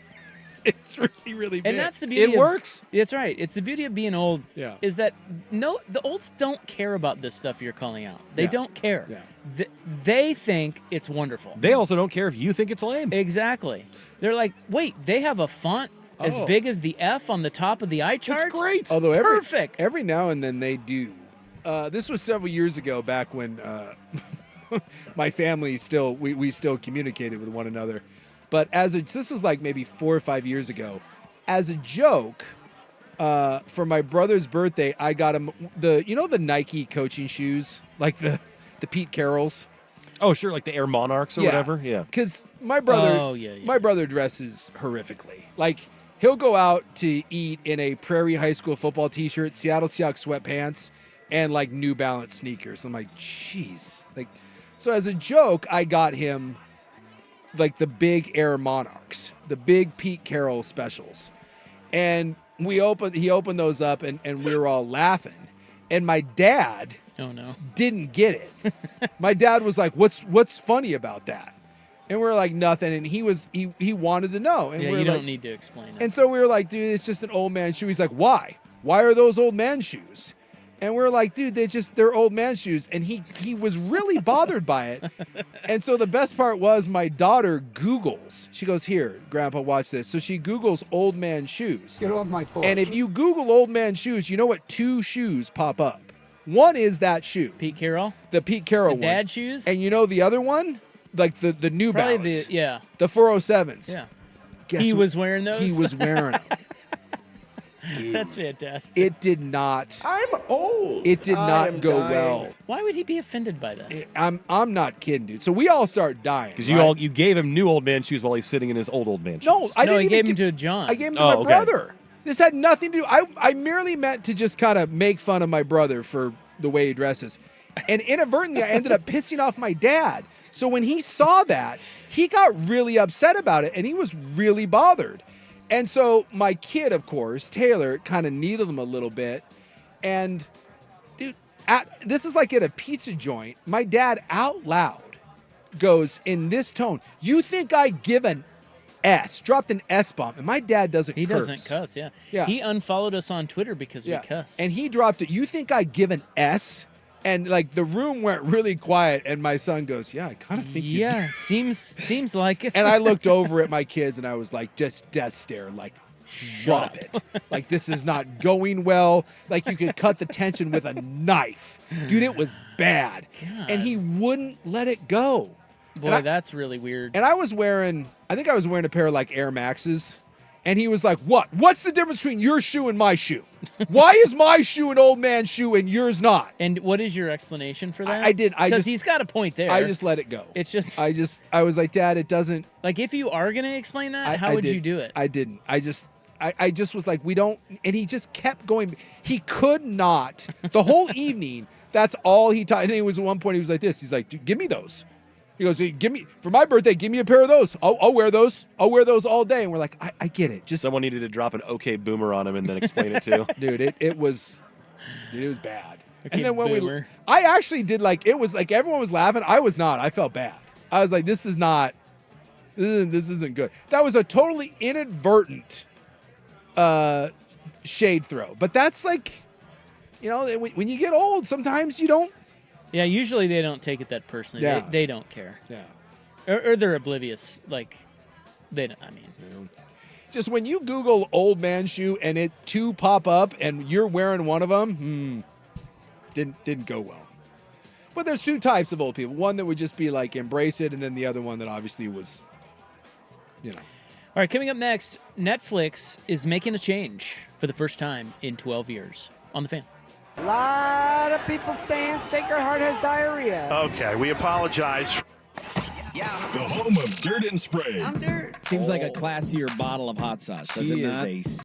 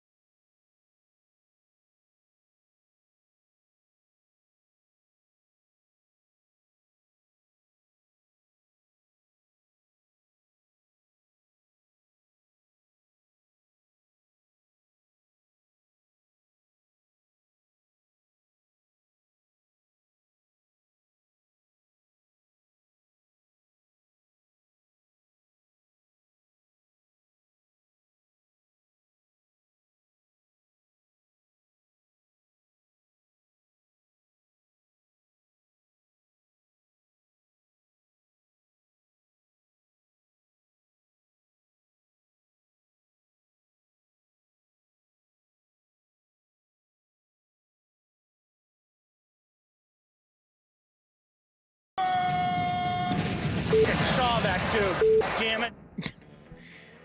A text. My mom's name is Karen, and having to explain to her what being a Karen meant was not fun. Yeah. Yeah, it's, Yeah, I can imagine. Yeah. What if your mom actually is named Karen and is a Karen?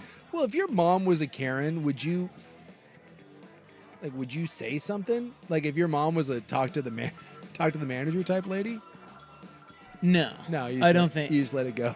Well, I would hope that she would know. Yeah. I would only say something if she asked. Yeah. If she's like, "Hey, son, what does it mean to be a Karen?" I'm like, "Well, here's a mirror." My wife was all up in arms in about something at one point in time, what? and I just kind of I kind of casually went, "Okay, Karen, that was the first and last time I've done that." Oh, yeah, you can't be doing that. No. I thought she was like overreacting to something small, and she didn't like it. Suit calls her a Karen daily on the show. Good Something thing she like it, doesn't yeah. listen. It is Speed a good cushions. thing. I hope she doesn't listen. Not and frequently. I also hope that your stepdad Eric, I can see, yeah, they were making fun of you again today. Hey Eric, again, do me a favor and can it. Well, my mom is adorably racist. What? Like that's like the BTJ thing. Can we get that for a drop, please? Well, we get rid of all the women. We get rid of all the black guys. Well, that's the whole thing. Like that's where BTJ came from. My mom, if you don't know, if people ask like the inception of that, my mom was in the hospital and the Japanese doctor came in. Her doctor was Japanese, and she called him Dr. Fuji. His name was not Fuji. It was my God. Well, his name was like Fujiyama or something. Oh. And so my mom was calling him either Dr. Fuji or it was something that was nowhere near his name. And immediately she launches into the fact that her daughter-in-law is not just Japanese, but big-time Japanese. She's like, Ma, just... BTJ. Yeah, like, it's stuff like that. Like, my mom doesn't... But that's not... Like, look... My mom will tell anyone that will listen that the significant other is Japanese, and sometimes it's in weird ways. That's why I said it's adorable, because she doesn't mean anything by it, but it can come off to some people as like... And I think that matters. Yes. Because I think we all know the old or the grandparent that has said something that makes you cringe. Yes. But if you know them, and you know them well, you know they don't mean it that way. So is that racist? I don't think that's My mom is the sweetest lady in the world, but yes, and she's one of those it types... could be taken as racist. Yes. But she is not a racist. That's why I call it adorably racist. I mean, isn't the proper term for it ignorant? Ignorant. Like, yeah, if you don't know, yes. yeah. I think that's right. Yeah. Now, are we going to get that put in the Working purple on it, with boss. the rest of the white power ranking? Yes, thank That's you. right. That'd be great. The color white to me just always works. That's when I just need to not say anything. Okay, we apologize. Yeah. I just have there's a long history of that, from being married to a Korean to having an African American girlfriend, and now the Japanese. Like, no, she doesn't mean anything by it, but sometimes my mom says stuff, and I just have to just put my head down and start laughing. And then you have to tell you have to tell your partner, like, you just got to take it in good spirit. It's a 70-year-old Swedish woman that has a hard time sometimes with the language. You got to embrace it. Boy, there's some funny jokes coming in now. Yeah, Bill Parcells, Jap plays. Remember that? Yes. He called some plays they run in practice Jap plays. Well, God. And like sometimes people don't understand that Orientals is not referring to a group of people, It's like it's not a thing, Mom. Does she use that term? No, but I haven't heard that one in a while.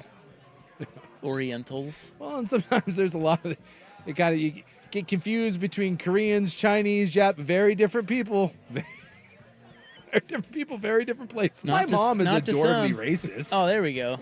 Thank you. It's a nice little drop. Where are we putting that? Oh, there it is. My mom is adorably racist.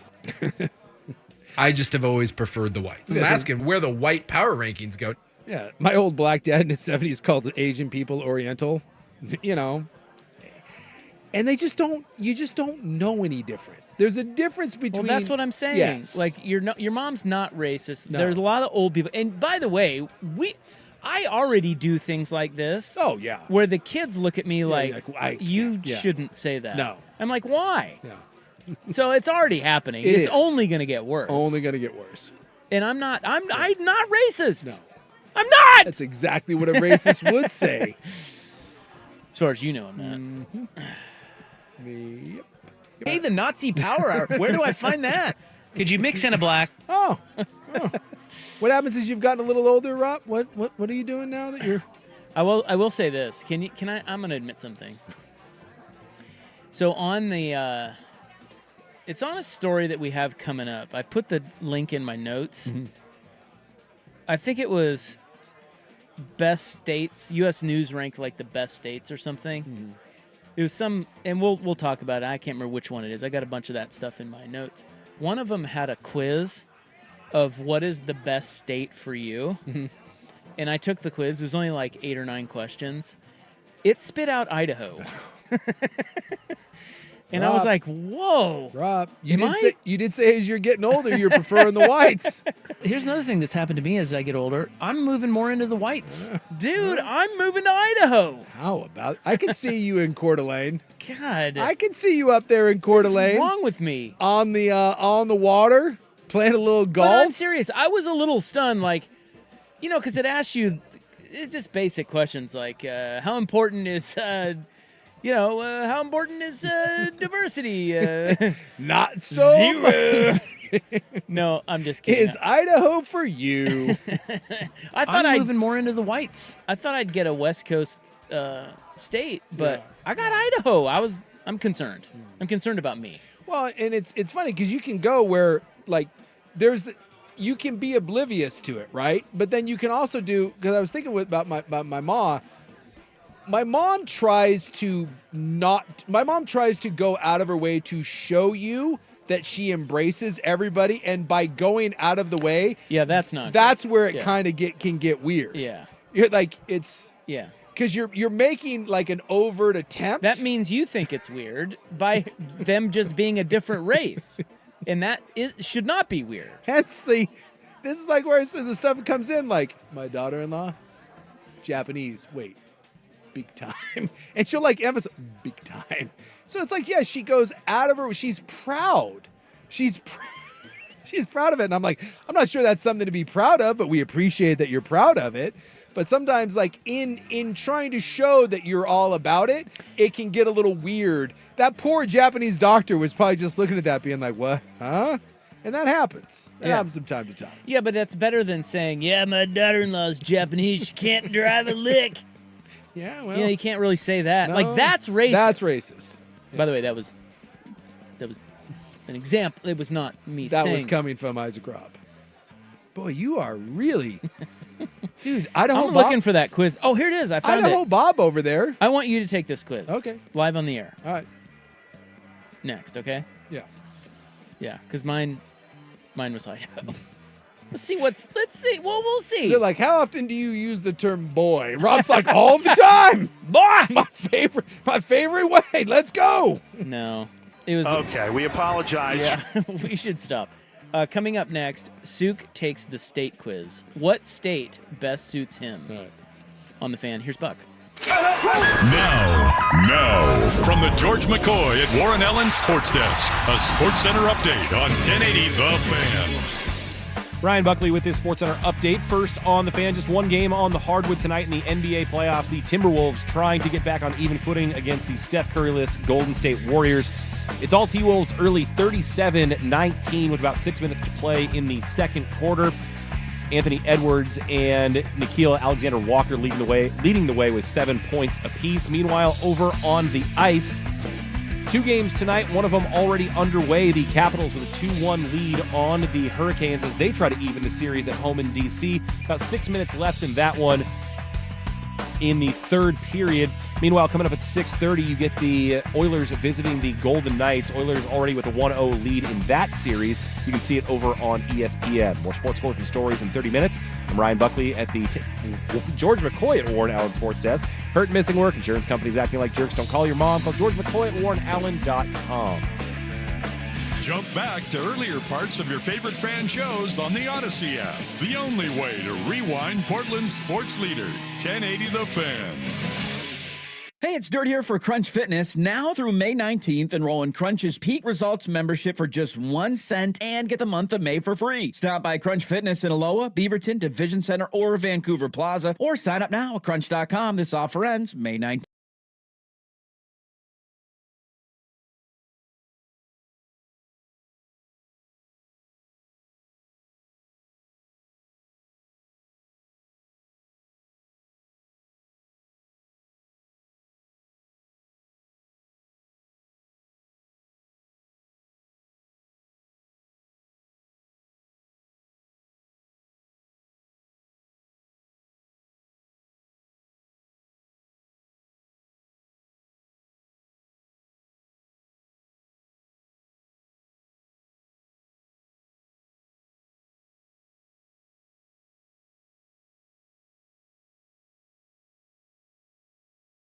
To you by Pub Beer, the official beer of Cheap Fun. Double Sun Power! I want to remind you that Andrew Nemec coming up after us in 30 minutes. It's a hell of a lead-in right here.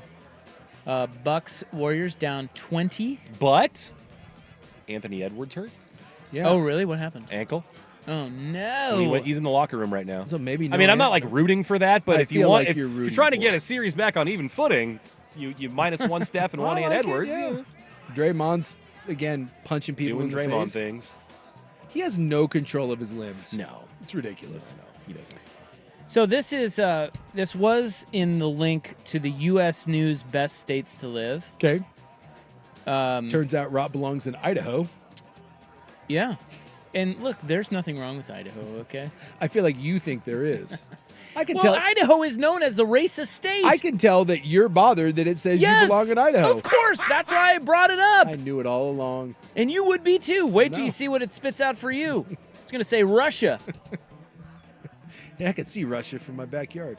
All right, what do we? How many? So questions? I want you. There's only 8 questions. Oh, good. I was going to say this better not. And be... I don't want you to I'll try to manipulate this. Well, you will know if I give an answer and you're going to be like, "That's horse crap." I will answer honestly. But they're all basic questions.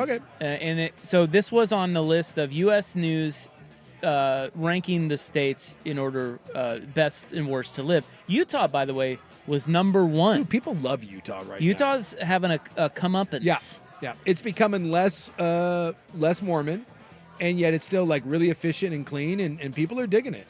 But make no mistake, yeah, the Mormons are behind all that. I mean, the Mormons run it. Yeah, but it's not as dominated. Look, I'm not moving to Utah anytime soon. Well, what if this spits out Utah for you? Ooh, pack it up. So in there it says, what is the best state for you? And it's an 8-question quiz. The first question is, how important is healthcare to a state's overall success? Not important at all, a little, somewhat, pretty important, or extremely important. Healthcare to a state's overall success. Overall success. Yeah, I'll say it's pretty important. Pretty, okay. Yeah. Okay. How important is education to a state's overall success? Not important, a little, somewhat, pretty, or extremely. I'm trying to think of like the dumb states and do they do okay? Well, California does. No, just your opinion. What is your opinion? I used to be a big wife beater guy. I'm going to say somewhat. Okay. I'm going to say somewhat important. How important is economy to a state's overall success? Very important. Okay. Well, that's not. So it's not important at all, a little, somewhat, pretty, or extremely. Extremely. Okay. How important are economic opportunity, affordability, and equality to a state's overall success? Not important at all, a little, somewhat, pretty, or extremely. Pretty. How important is natural environment to a state's overall success? Same choices. Somewhat. Okay. How important are crime and corrections to a state's overall success? A little, somewhat, pretty, extremely? Not at all. Lawless? No, but again, I mean, that's states because you're talking about big cities. I'm saying somewhat. There's places that have high crime rates in big cities, but it doesn't mean the state sucks.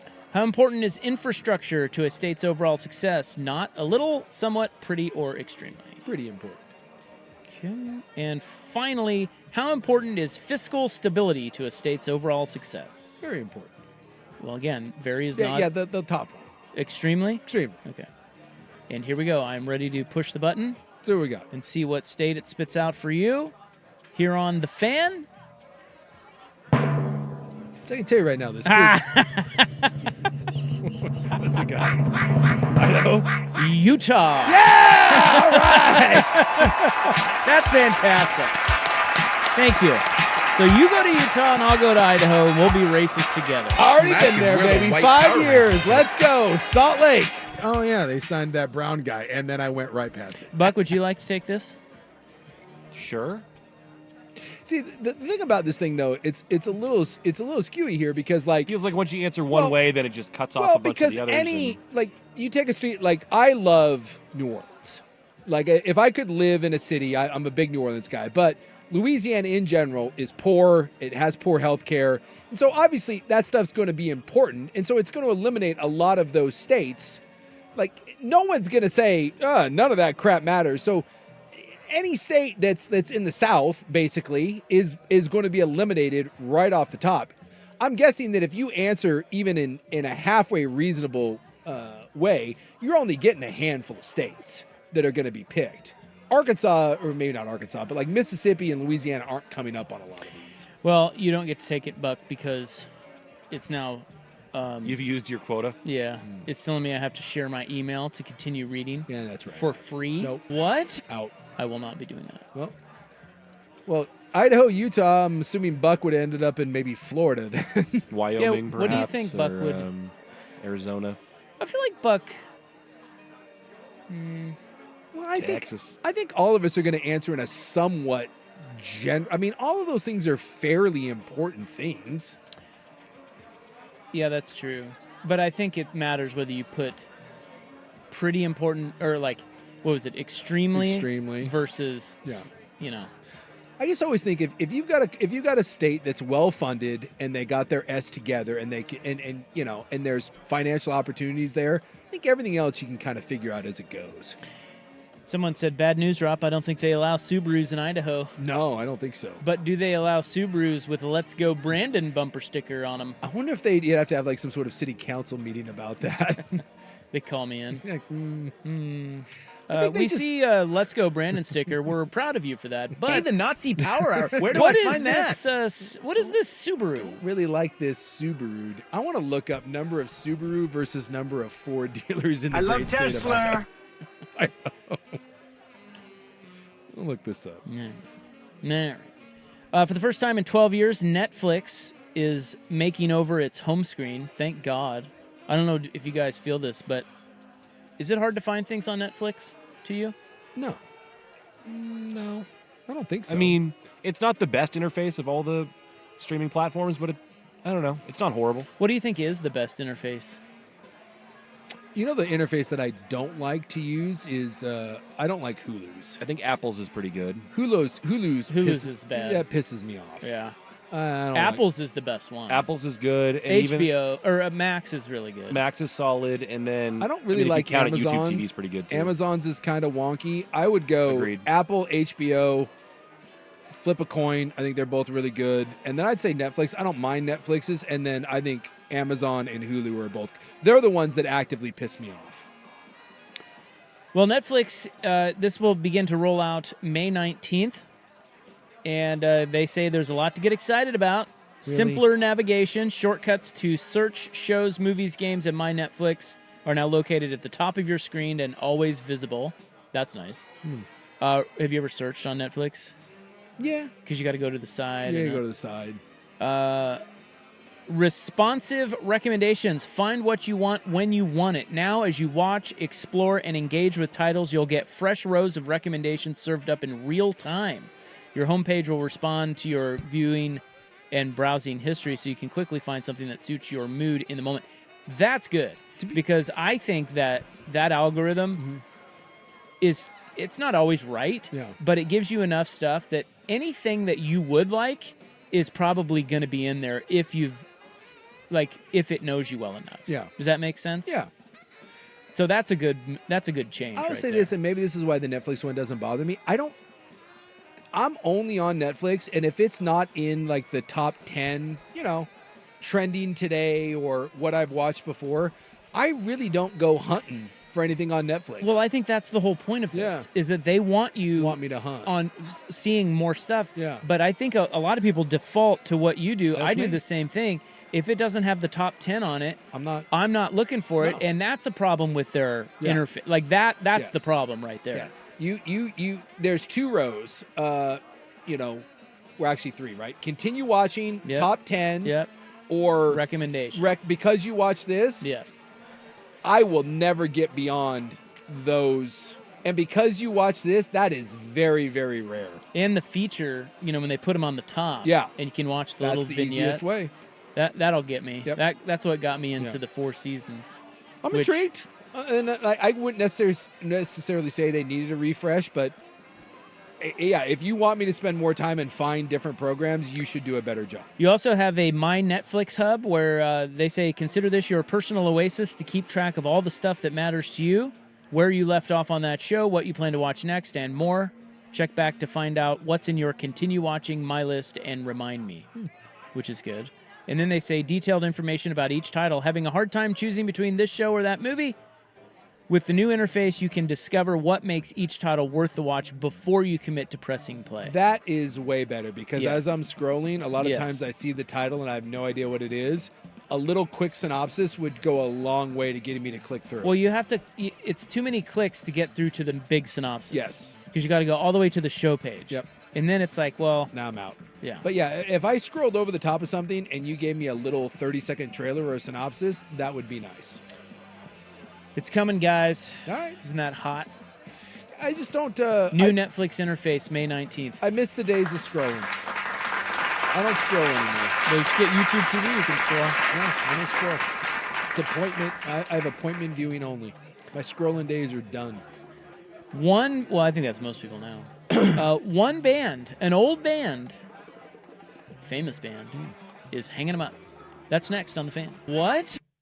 It's back, and it's sure to sell out fast. Your local Toyota dealers present the 11th Annual Fan Golf Classic at Langdon Farms Golf Club on Tuesday, June 24th. Brought to you by Henderson & Daughter Windows and Doors and Philbrook Law, Accident and Injury Lawyers. Choose from the morning or afternoon round. Visit your local Toyota dealer today. Toyota, let's go.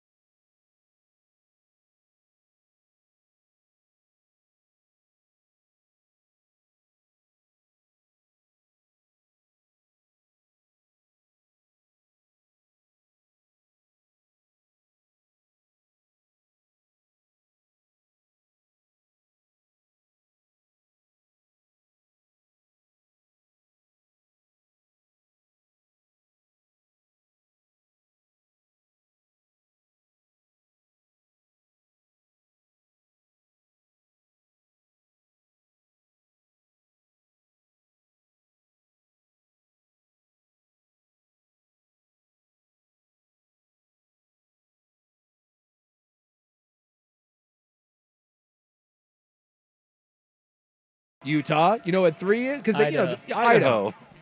Oh my God. I think they only give you I think it's impossible to get Louisiana. That's all I'm saying. I think this is saying that you cannot, under no circumstances, is anyone's best fit Louisiana. You freaking bitch. Yeah, I'm not happy about this. So basically, we got the 3 whitest states with Utah, Idaho, and New Hampshire. Yeah, no kidding.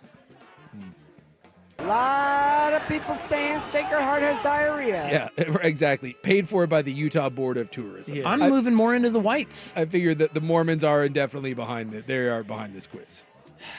And I looked up 6 Subaru dealers in Idaho. Okay. 21 Ford dealers. Well, yeah. That's actually more Subaru dealers That's than what I said. I was a little surprised that there was 6 Subis. How many are there in Oregon? Subi dealerships. No, 8,000? That I'd have to look. But 21 Ford dealers in Idaho? Basically, every other town has a Ford dealer. Oregon Subaru dealers. Let's see what we got. More locations. So we got 1, 2, 3, 4, Why are you 5, going 6, there? 7, 8, 9, 10, God, you're gonna 11, count all of 12, them? 13, 14, 15, 16, 17, 18, 19, 1, 2, 3, 20, 4, 5. 21, 22. We have 23 Subaru dealerships. All right. That's not bad. I got something's on. So basically, we are the equivalent of the Idaho Fords, but we bring to you 23 different Subarus. So if you want a Subaru, trust me, in Oregon, you can find one. Shop and compare. What? Gonna head to that Klamath Falls Subaru dealership. And finally, Jason, tonight, it's the end of an era because the Who are retiring. Wait, they're still around? No. Well, yes. I didn't know. They just put out new music. Did they really? Yeah. They Yeah. good? Well, we did the Rolling Stones had a good tune. They're about the same age, right? Yeah. The Who announced they're retiring from touring after 60 years. They have one last set of dates. They're playing 16 shows in North America, and hopefully, well, I'm sure they will finish off in Europe, but they haven't announced that yet. So they're down to the 2 original members. So old Roger, lead singer, he's 80. Whoa, he's 80? Yeah, he's 80. How old's Townsend? 79. In fact, no, actually, no, he's getting ready. He turns 80 this month. And then obviously Keith Moon's dead. And the bassist died in 2002. So now they've got, obviously they have, actually their second drummer. So this is their third drummer. And I don't know who their bassist is, but we're down to, basically, you're down to Daltrey and Townsend, which is all that really matters. But he's 80 years old. Daltrey said, Pete is still playing great guitar. The music's still got the vitality that suits it because it's something about the way Pete's music is written, the way it's shaped, the sentiment behind it. It doesn't seem to age like a lot of rock music does. Us out there performing for the last time is a thank you for fans. Well, that doesn't make much sense, does it? Well, I don't know. He's just old. I don't think he wrote that, dude. I think that came from a PR standpoint. And what are you going to say? It's one last cash grab before you kick the bucket, so... It's over! I remember them playing at the Super Bowl all those years ago and thinking, my God, that was They're old. old. And then they came around to Portland a number of years ago, but they had to cancel the show because one of the dudes got sick. And I don't know if they ever... Because I had tickets to that. I don't know if they came back around or maybe I was gone because I didn't see it. And now, no offense, but I don't think I would go see 80-year-old The Who. I can't say I would either. Yeah. The great band. Love The Who. Yeah. Grew up listening to them. Yeah. My dad really liked The Who. In fact, Tommy the Rock Opera was one of the first things I remember listening to when I was a kid. That was my first introduction to The Who. They're too old now. And I just, I don't need that spoiled. It's like, don't go see Willie Nelson now. Don't see Bob Dylan. And Is Willie Nelson still out there? yeah, Willie Nelson's still out there. Are you serious? Comes I every think year. he's doing festivals and stuff, too. He Oh plays my- at Edgefield almost every year. How old is he? I think he might be 90. He's 92. What? Oh my God. Yeah. What? What? What? What? Yeah, he's 92. That's criminal. Dude. Oh, in fact, right here. Do you have what? Ridgefield, Washington, May 24th. That's the same night as the Jack White show. I got to be careful. So in case we're promoting that. By all means, go see Willie Nelson May Yeah. 24th at the Cascades Amphitheater. For sure. I've seen Willie Nelson probably 20 times in my life. I've seen Willie almost as much as probably any band that I've ever seen. I've seen a lot of Willie Nelson, and I love Willie. And I want to say, look at him now. Yeah. Look at that photo on the top right. I know. That's him now. So I saw him out at Edgefield probably 10 years ago. My God. And that was the last. I couldn't do it anymore. It was rough. Maybe he's gotten better. I just know, like, 10 years ago, it was rough stuff. And because I remember he was playing the which one was he playing? He was playing a song, and I'm trying to remember which one it was, but I really liked it. It was one of my favorite ones. And it took me probably a minute and a half. It was the City of New Orleans, which Riding on yeah. City of New Orleans. Dude, it was like a minute into the half. Like, I didn't know what song it was. And It's then a I good was like, tune. what? That's This a bad sign. I was like, this is the City of New Orleans? Like, That's one of my favorite Willie Nelson songs. yeah, dude, I'm telling you, it's like, he plays everything a little differently. It's just, and you couldn't really understand what he was saying. That's when I knew that it was, maybe it was time. Kiss and tell. Although, hey, he's 92, so if you want to see him before he goes, go see him at the amphitheater May 24th. All right, everybody. Andrew Nemec is coming up next. We are back tomorrow on 3 to 7 The Fan. Good night. A lot of people saying Sacred Heart has diarrhea. Okay, we apologize.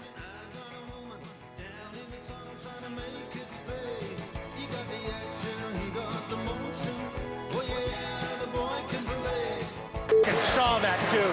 Damn it. Red ships of space.